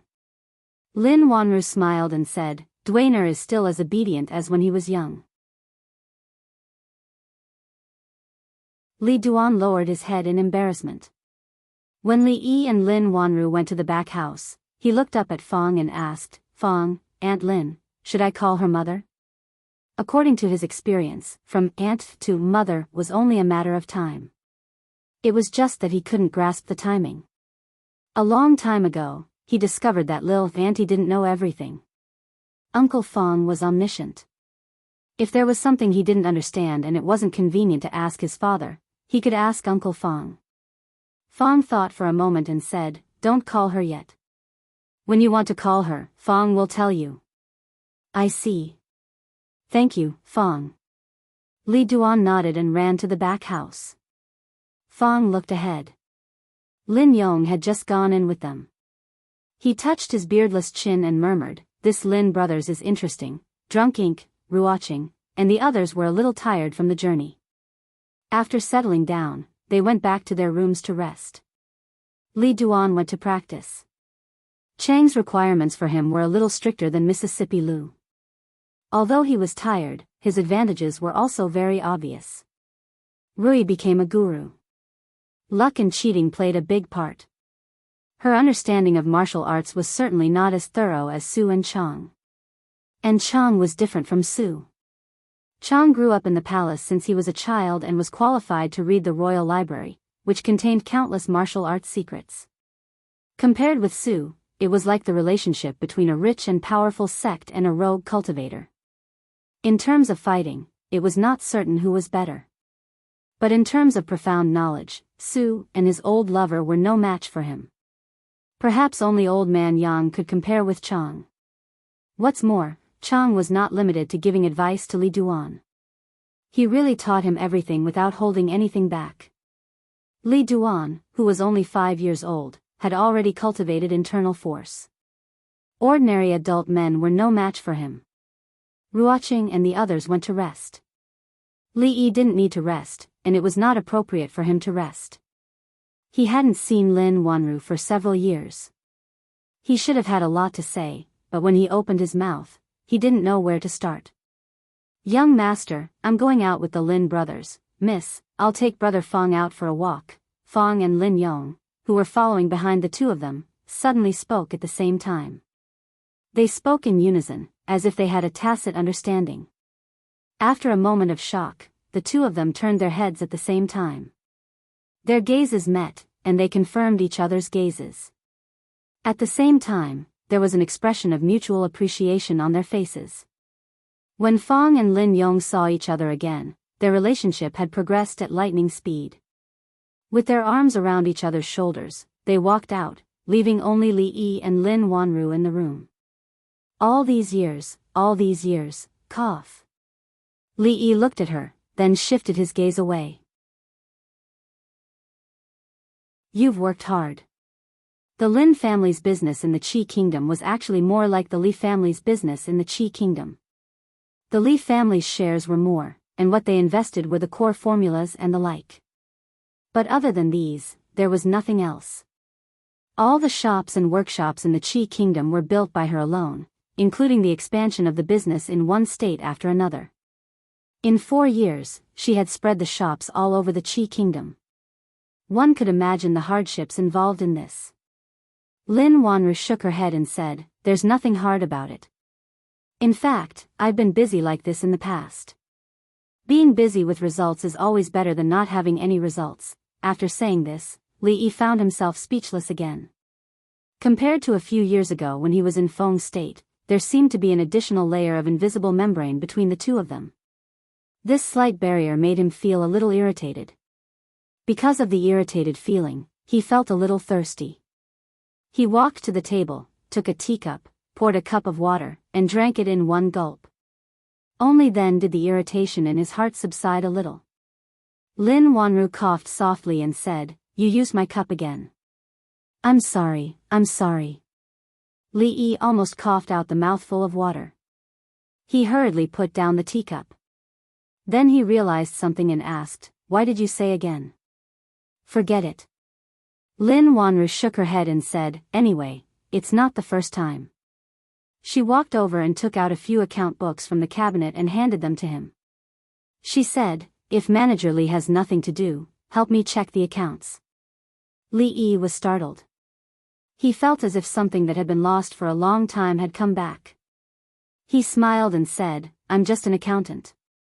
If there's anything, just tell shopkeeper Lin." Lin Yong and Fong, who were sitting in the courtyard, strolling, turned their heads at the same time. When they heard the laughter coming from the room, they turned back at the same time and looked at each other again. Fong looked at Lin Yong and suddenly said, "Lin brothers, my son-in-law and your young lady are the kind of people who are reserved. They won't open their mouths until the last moment. As servants," he paused and asked, "Lin brothers, do you know what I'm going to say?" Understood, understood. Lin Yong grinned and said, some things, they are reserved, but we can't be reserved. Fong was stunned for a moment and laughed casually. Why didn't I realize before that Lin brothers are so interesting? I regret not having met earlier. It's really like old friends at first sight. You can only use, like old friends at first sight, when you meet for the first time. Lin Yong looked at Fong and corrected him. Brother Fong needs to read more books. Are you saying that I'm uncultured? Fong's face darkened and said, you used regret not having met earlier, correctly? I didn't have the nerve to expose you just now. You're tuning into the Journey of the Soul YouTube channel. Don't forget to subscribe and join us on this journey to catch the most captivating stories.